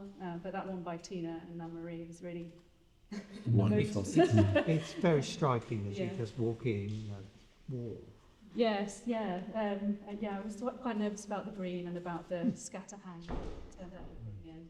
Bronwen, so I was just wondering if I could just very quickly mention the National Library of Wales, because it's quite an interesting thing in the history of photography in Wales, and how I first, and pay credit to Will Troughton, who's been very committed in the National Library in Aberystwyth, with what that archive actually is. And of course you mentioned some of your research in that archive, didn't you, and how you and of course Russell Roberts, who I mentioned earlier, have used that library. But that was where I first encountered Tina and Anne-Marie's work, the prints there, and immediately it struck me it was the kind of valleys that I recognised and felt closer to in that work than really any other body of work. And I know that Clementine and Sebastian both feel that very strongly about that work. But yeah, it's interesting, isn't it? There's a kind of parallel history to collecting of photography in Wales in the National Library with slightly different imperatives, a healthy relationship with what you're doing. But we're hoping to actually work a lot more closely with the library in the future, because they're one of the partners of the new National Gallery for Contemporary Art for Wales programme that's kind of getting established and hopefully will become more visible over the next few years. Which is kind of a network of galleries across Wales, and it's called Kelv, and it's basically an opportunity to try and share our national collections more broadly across Wales through this national network and partnership. And so at the kind of the crux of that is a new website called Kelv Rakid, or it's not so new anymore, it's been online for about a year. Where we've been doing behind the scenes a huge digitisation programme to digitise our modern and contemporary art collections, make them more visible on this website so people know what we actually have in our collections. And then the second phase of that is hoping we'll be able to facilitate this big loans programme across Wales. So the National Library are hopefully coming on board with some of their collections to add to that website. So just to make visible all of the wonderful work that we do have in our national collections, but at the minute, or historically, hasn't been very visible. So that's one way that we hope to work more closely with Will and colleagues in the future as well. Okay, how are we doing? 2:30. Thanks so much, everyone, for being so engaged. We've got till 3 o'clock, so I was wondering whether we should open the floor to some questions before we do the book signing. Does anyone have? Ron, you've got your hand up. I'd like to make a contribution. So I'm speaking to quietly because I'm deaf. So just indicate, please. There's a big gap here that's been missed in this whole history. And I have the benefit of being an outsider. I'm from Liverpool. I lived in London for 10 years. I lived in Newcastle. And I came to Wales. Coincidentally, employed by the press, much as some of these photographers were, and I came to know Ffotogallery in 1973. I was horrified. I drove into the town at about 7 o'clock at night, and there were horses on the street, and sheep, and it was black, and there'd been a storm. It was a horrendous image, just as in many of these pictures. I came from New Society magazine published by IPC, big organisation, but dealing with social issues, and that's what I was interested in. So I photographed in London in the same style, picture post, Life magazine, very pretty, in there. I did believe absolutely fundamentally of being a member, a part of the community before you can photograph it. And my whole life has been devoted to that simple philosophy. I came as artist in residence in Newport in 1976. And I took the opportunity to explore the valleys again and find out how people lived and what like. But I didn't really want to photograph it because I felt like an outsider. I was moving into photographing landscape work, and it provided a perfect opportunity for me to show the impact of landscape and the environment on people's lives and their social conditions. That was my main interest. 1979, I came to Newport, invited to come and teach on documentary photography course. It was the early stages of Ffotogallery, and now, and what's not been mentioned at all, is that there was a possibility that this show might never have happened because the Arts Council's position in 1979 was to close Ffotogallery because of the way that it was organised. It had a large group of amateurs that visited it, that had set it up after a series of lectures by David Hearn at the university. And they got some funding from the Arts Council. And I was asked, as an outsider, to look at the project because they were wanting to close it. I looked at the books, I talked to the people, and decided actually the problem was it wasn't committed to the community in the way that we've been talking about. And part of the problem was the first director, major director they had there, Bill Messer, who was actually a wonderful curator in many ways, but he was importing a European sensibility and an American sensibility into the equation. And I identified all this, so the first thing the director must go. Somebody who's spending over half the budget on international flights and postage to every single country in Europe is not helping to build a new gallery. And Sue Beardmore came in. She was already working there as a secretary and continued with her, and Graham, sorry, do you mind? Sorry? Sorry? Robert Griffith. Sorry, my fault. He's here.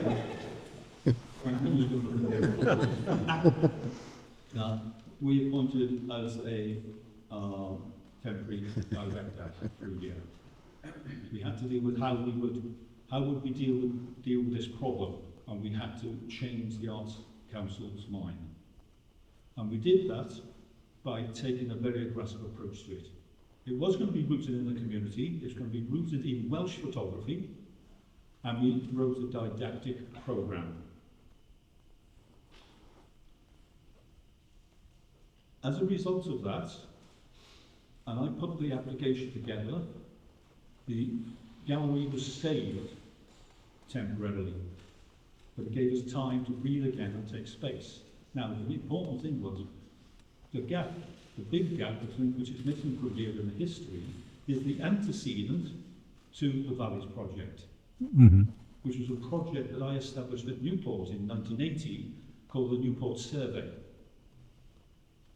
which was to document the community of Newport. But after all, we were having 20 photographers, 20 student photographers a year coming into Newport who were photographing all around the place.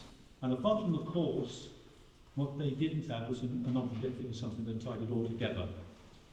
And we found a theme each year that they would photograph on, called the Newport Survey. First project was the family, the second project was on local communities in Newport. The third was on the River Usk, and this is why that was decided on. But the fourth one was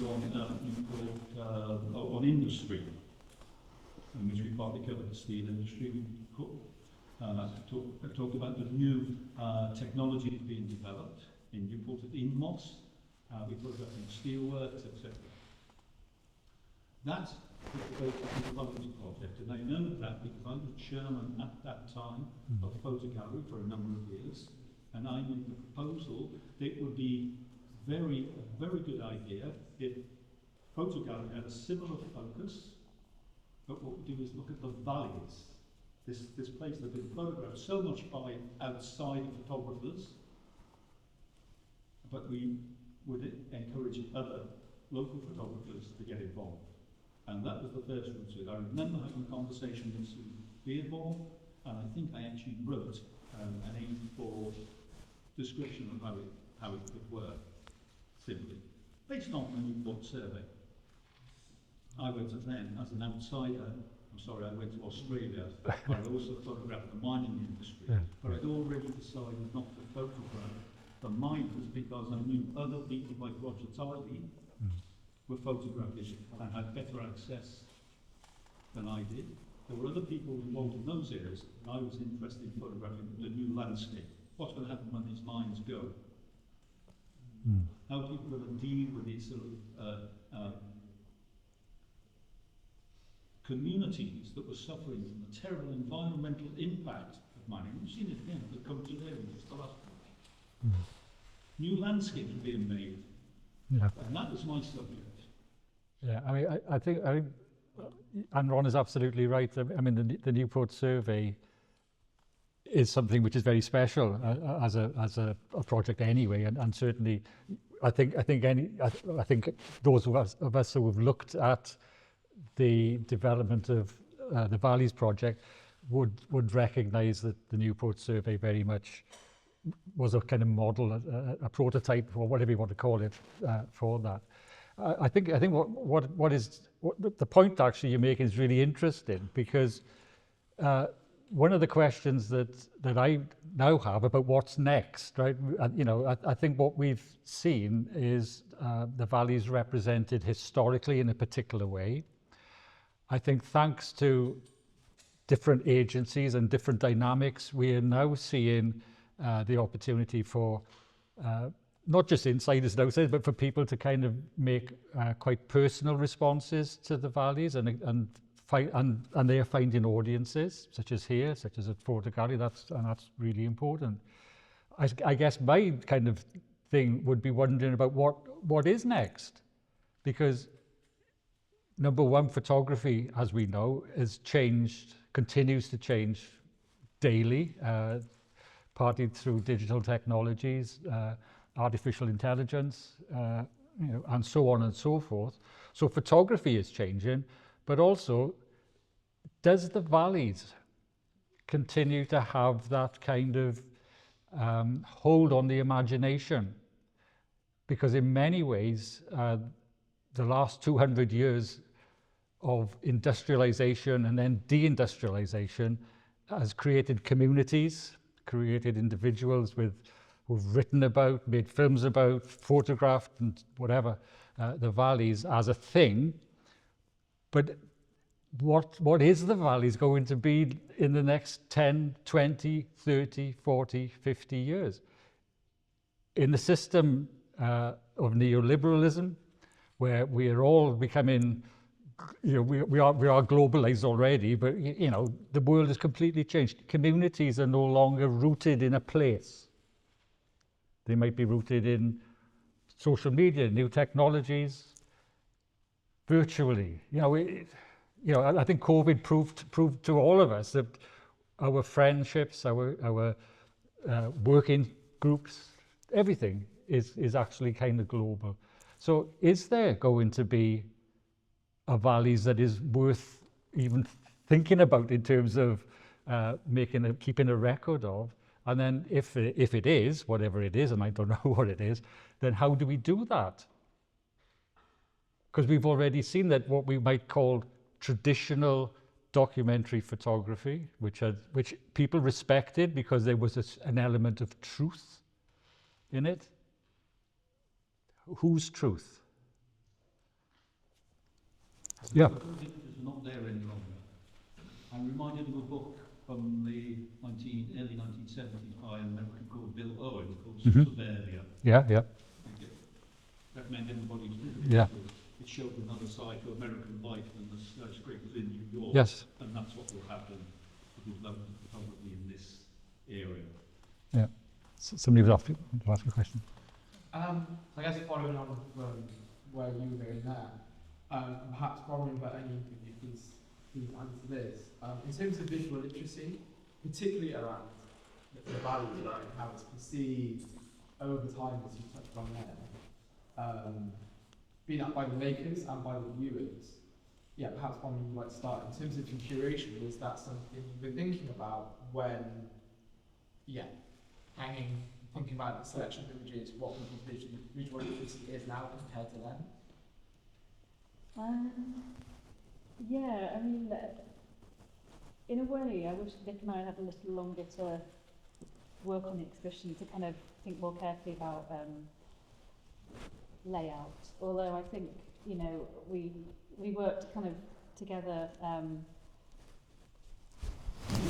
what we delivered, and it's, you know, as I mentioned before, it was a really fantastic process. I think we had a plan to a point, and then when we got into the space, that plan, in some ways, kind of stayed the same, but in other ways, it changed quite drastically, depending on kind of what works kind of spoke to one another, how, you know, the pairings that we've created.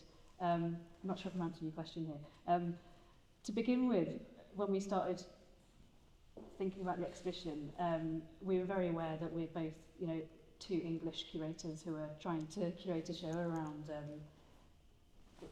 you know, a region of Wales, and represent those communities who live there, and we felt very nervous and anxious about it actually, and so we led a number of consultations with two community groups that we'd worked with as part of a longer term learning project called the Valleys Retold that's been happening over the last 3 years.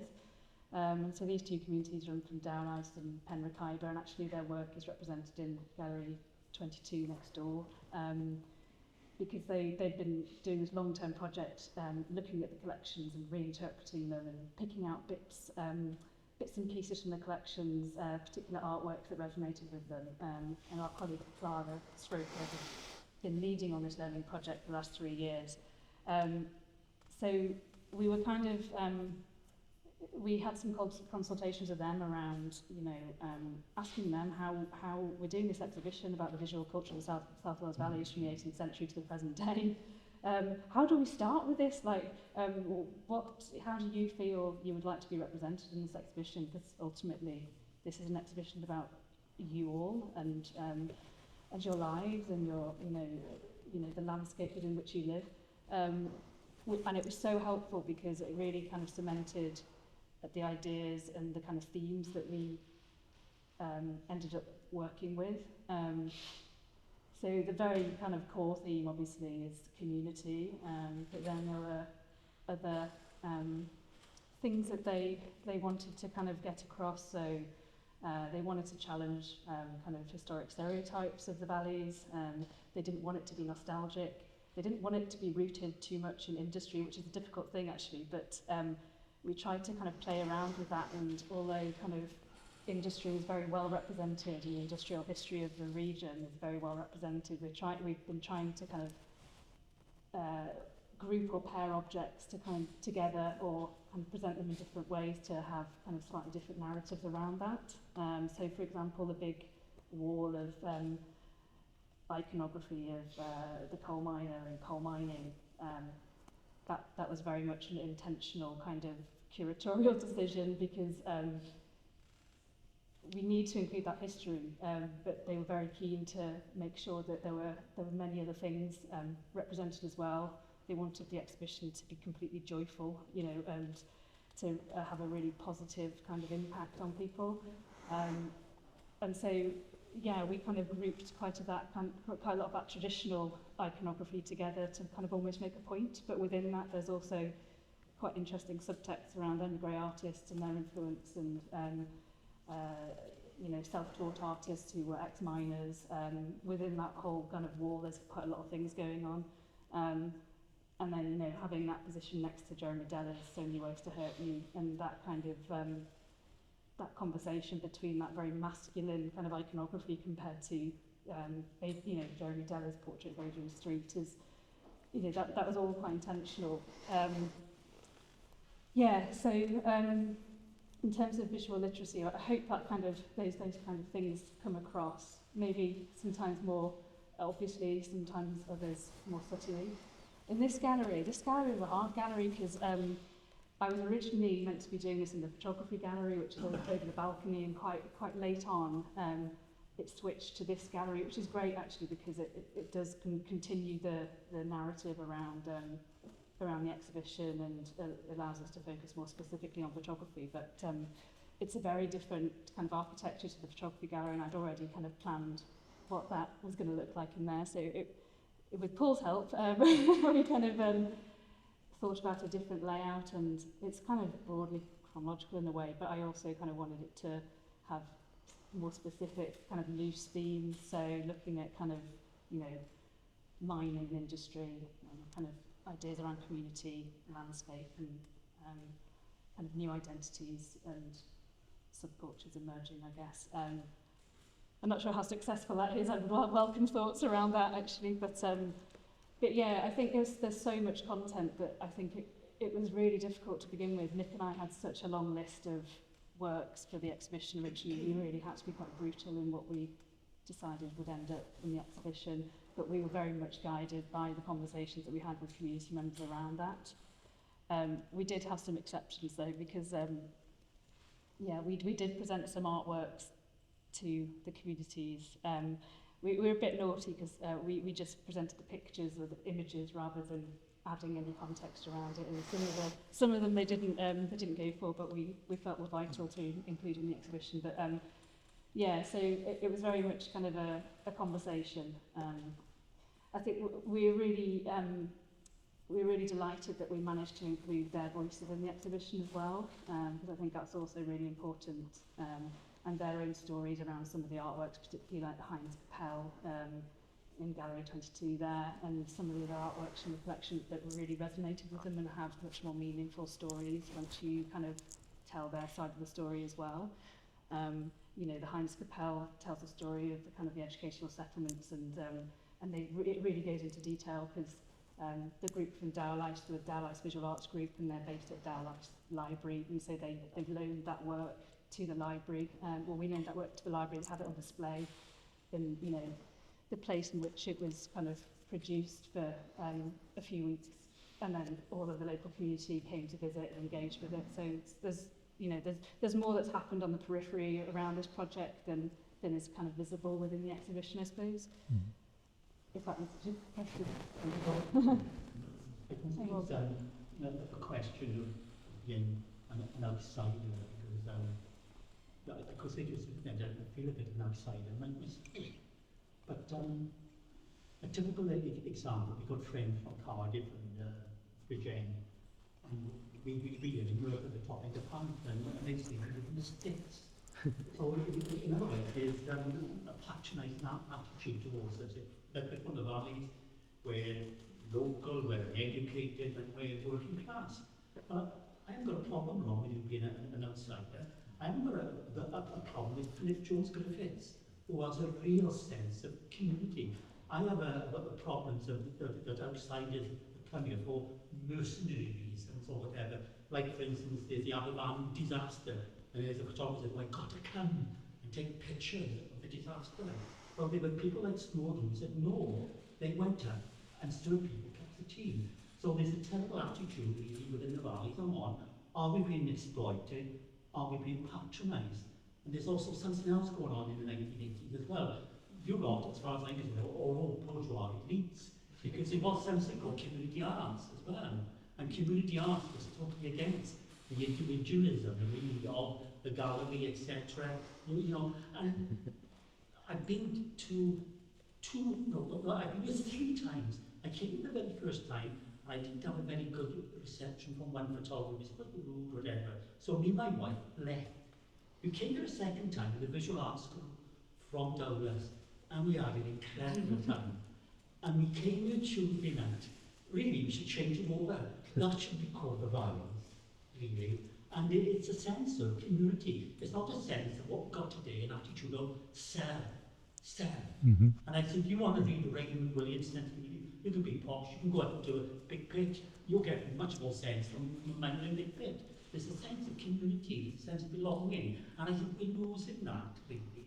And I got a great honour and a great privilege on my work here next to the British Joe, more so to LS now in the Euro, and more so to someone like Jack Crabtree, who had a real care and a sense of community, you know, but a tremendous honour part of the strike.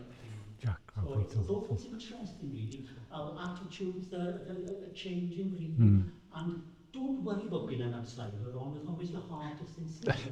And your heart is sincere. It's whether you get patronising mercenaries come to exploit us. That's the issue. Yeah.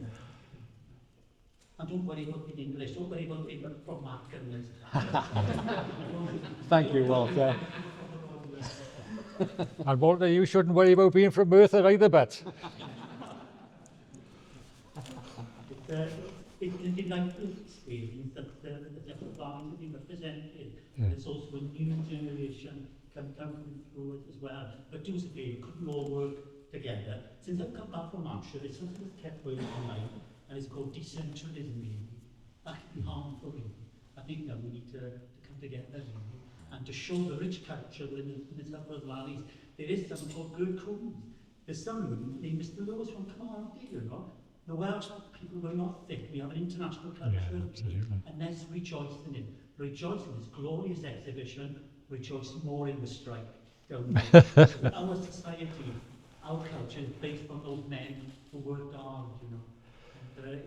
And, I discovered when I went to Big Pit University, my father never liked my pictures at doing no cliche London. It's only I discovered that my father worked underground and an accident, you know. But I owe so much to values. The collective attitude, not the self-centered attitude.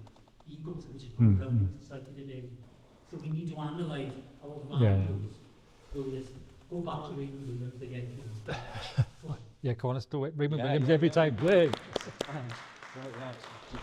With the guy with the glasses on his head was going to.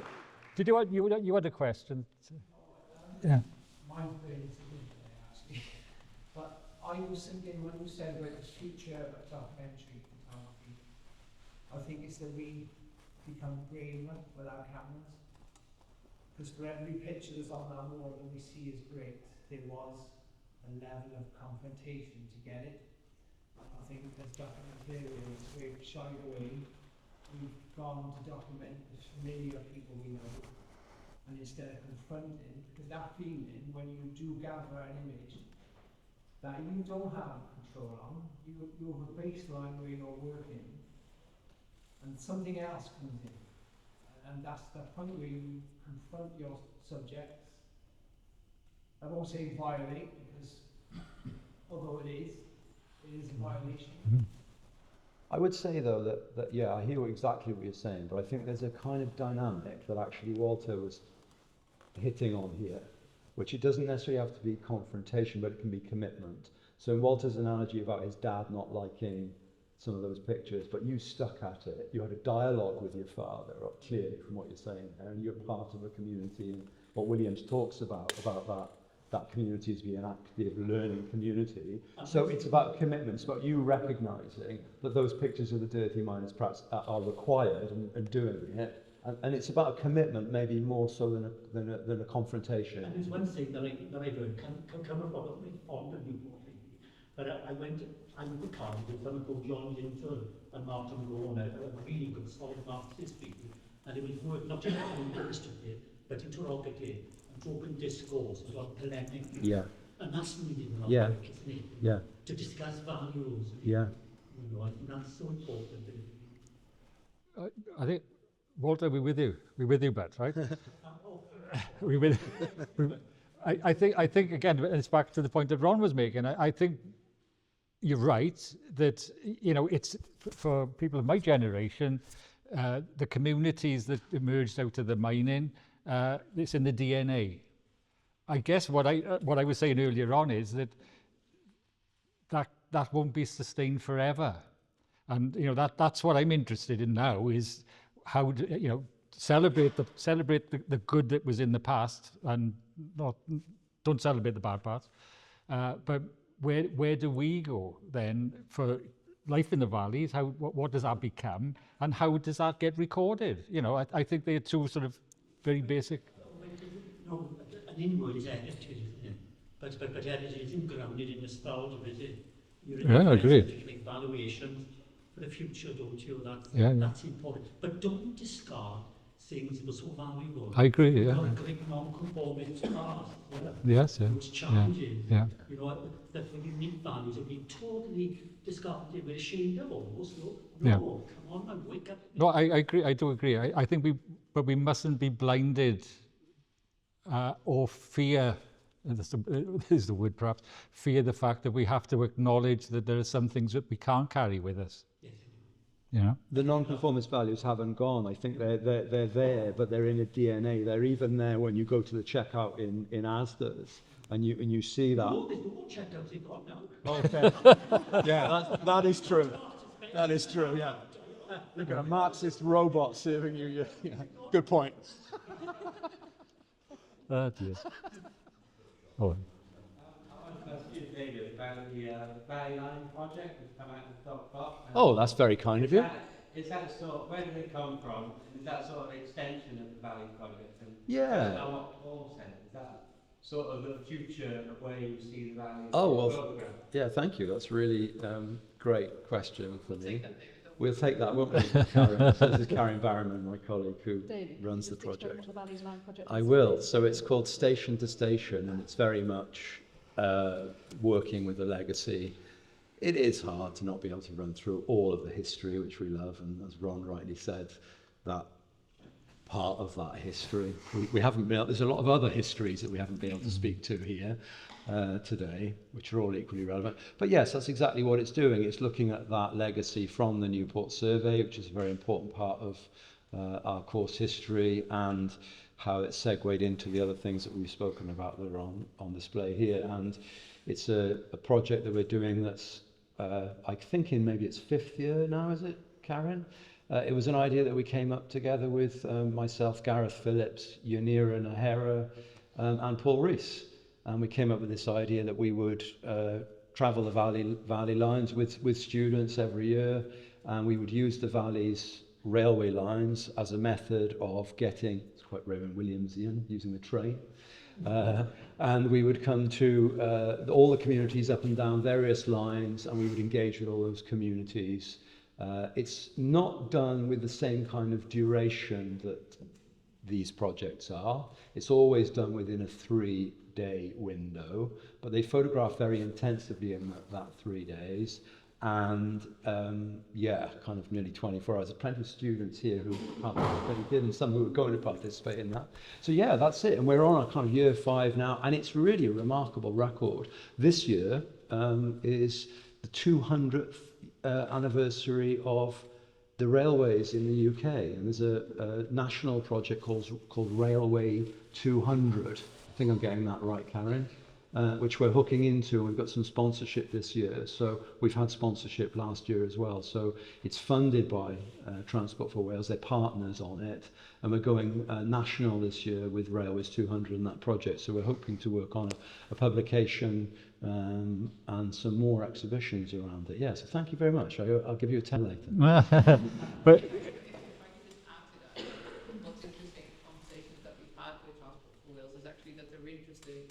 building that archive, so it's not just us, as the course, kind of keeping those images, but also like working with them to kind of have that archival photographs and go back year after year after year. They have actually quite interesting plans to hook us up with the colleagues in RCT Council and the Global Council, and see how we can kind of tie into their photographic archives as well. So we just wanted to kind of have that.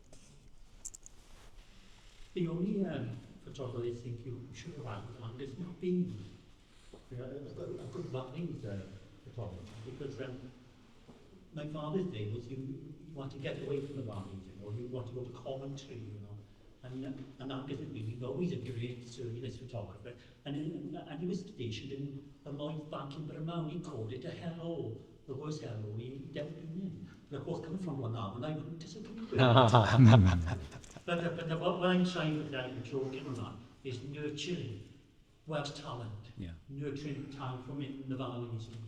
You know, And persuading, should do as well. and persuading people to come and stay. And I think that's something that the documentary course has done so much, including, of course, Ron, who's himself generously stayed with us.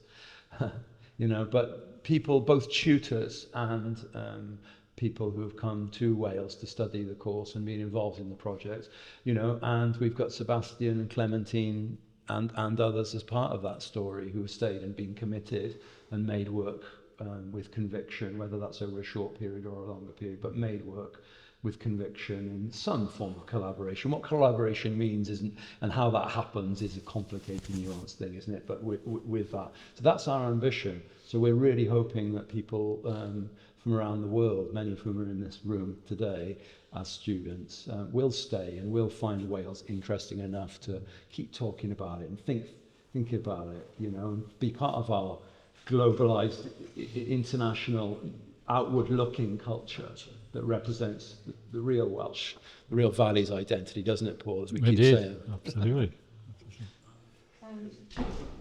Two more questions. I'm mindful that it's the two of us, so make them quick. That would be. I just wondered if this whole edifice is going to come crashing down pretty soon, around the time of the next Senate elections.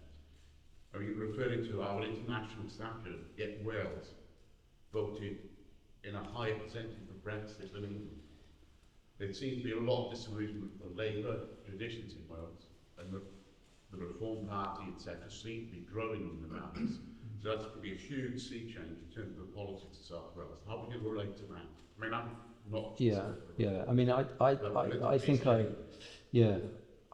mean, my work over the last 10, 15 years has actually been kind of thinking about that in a way, because I've been working with organisations that aren't necessarily left wing, let's say, and I've been really thinking about one of the things I've been really thinking about is discourse and is conversation and is being able to share ideas and what that constitutes. I have a particular idea on the causes for what you just talked about there politically, and I also have a particular view on the rise of, you know, things like reform and what's been happening in America around Trump. I have a particular idea on that, you know, and I have a particular conviction around what constitutes Welsh and the kind of values, that ideas that we're talking about. I don't think the things are necessarily as separate as they might seem. We just need to somehow enable and continue conversations across the spectrum. We need to get away from echo chambers and think beyond that. Photography also and filmmaking has to try and do that. It's not easy, but, you know, Paul will pick that up much better than me. No, I don't think so. I agree. Say that I think art and culture has a massive role to play in building communities, and just when you are dealing with the rise of the far right, which is happening across Europe, across, you know, what's in America. Yeah. But art just plays a really important part in telling stories, alternative stories, presenting alternative points of view. Yeah. And I mean, the valleys, you know, the industry there was built on migration, you know, so there's like a history. It's not, it's always been there. So I think there's something that's going to become even more important and just essential kind of things for the arts. Good point. We're not willing to watch out for student growth of minds. Wales, one country in Europe, have a net increase in population compared to any other country in Europe. That's due to migration to South Wales and mine and zero. Sorry. We're now doing later stories. We are doing this book. When was Wales? Yeah. During the growth of mining and industry in South Wales. Wales was the only country in Europe that had a net increase in population, whereas every other single European country lost population to the Americas and other parts of the globe. Yeah. That's why Wales survived, really. They haven't reached that mass immigration into Wales. Yeah. One of the mines, we'd have been deserted. We'd probably like West Island or something. You rural communities now, is it? possibly. Brian, did you have a question? Or you? It's Sorry, just I more saw of an your hand up. observation, really. That Yeah. it's a great exhibition, but it's maybe for the students. And we're talking about the new town, the Valleys Line project. But the wall behind you, so that kind of work included. That was a student project at the time, so that's maybe a message for the students. Yeah. Can be included in observational work in a time and a place, because students tend to move on after they graduate. We've got more and more staying, which is great. Clementine and stuff. Yeah, but also Matthew and, Yeah. Matthew Harry, who's on the cover, the very fine cover of the new magazine. I've got here, hold it up. Bibles on the notes. No, but it is, isn't it? It's important just to think about what students can read while they're in a place on the topic. I hesitate to say this, but I will say it, that just as I was graduating, Andy Lane and Toril and I were had our work in a 4-person show in Australia, and it was about work about Wales. So, yeah, don't ever think that, as a student, your work is important, and you've got to make it, and you've got to do what you can to get it out there. It's really important. So I agree. Yeah. I think again that's one of the things that we've got to knock on the head in photography is that, well, you can't be a serious photographer because you haven't been doing it for 100 years and you haven't done. Well, if you can pick up a camera and you care about what you're photographing, you're a serious photographer. Yeah. Just do it. I think we'll end it there.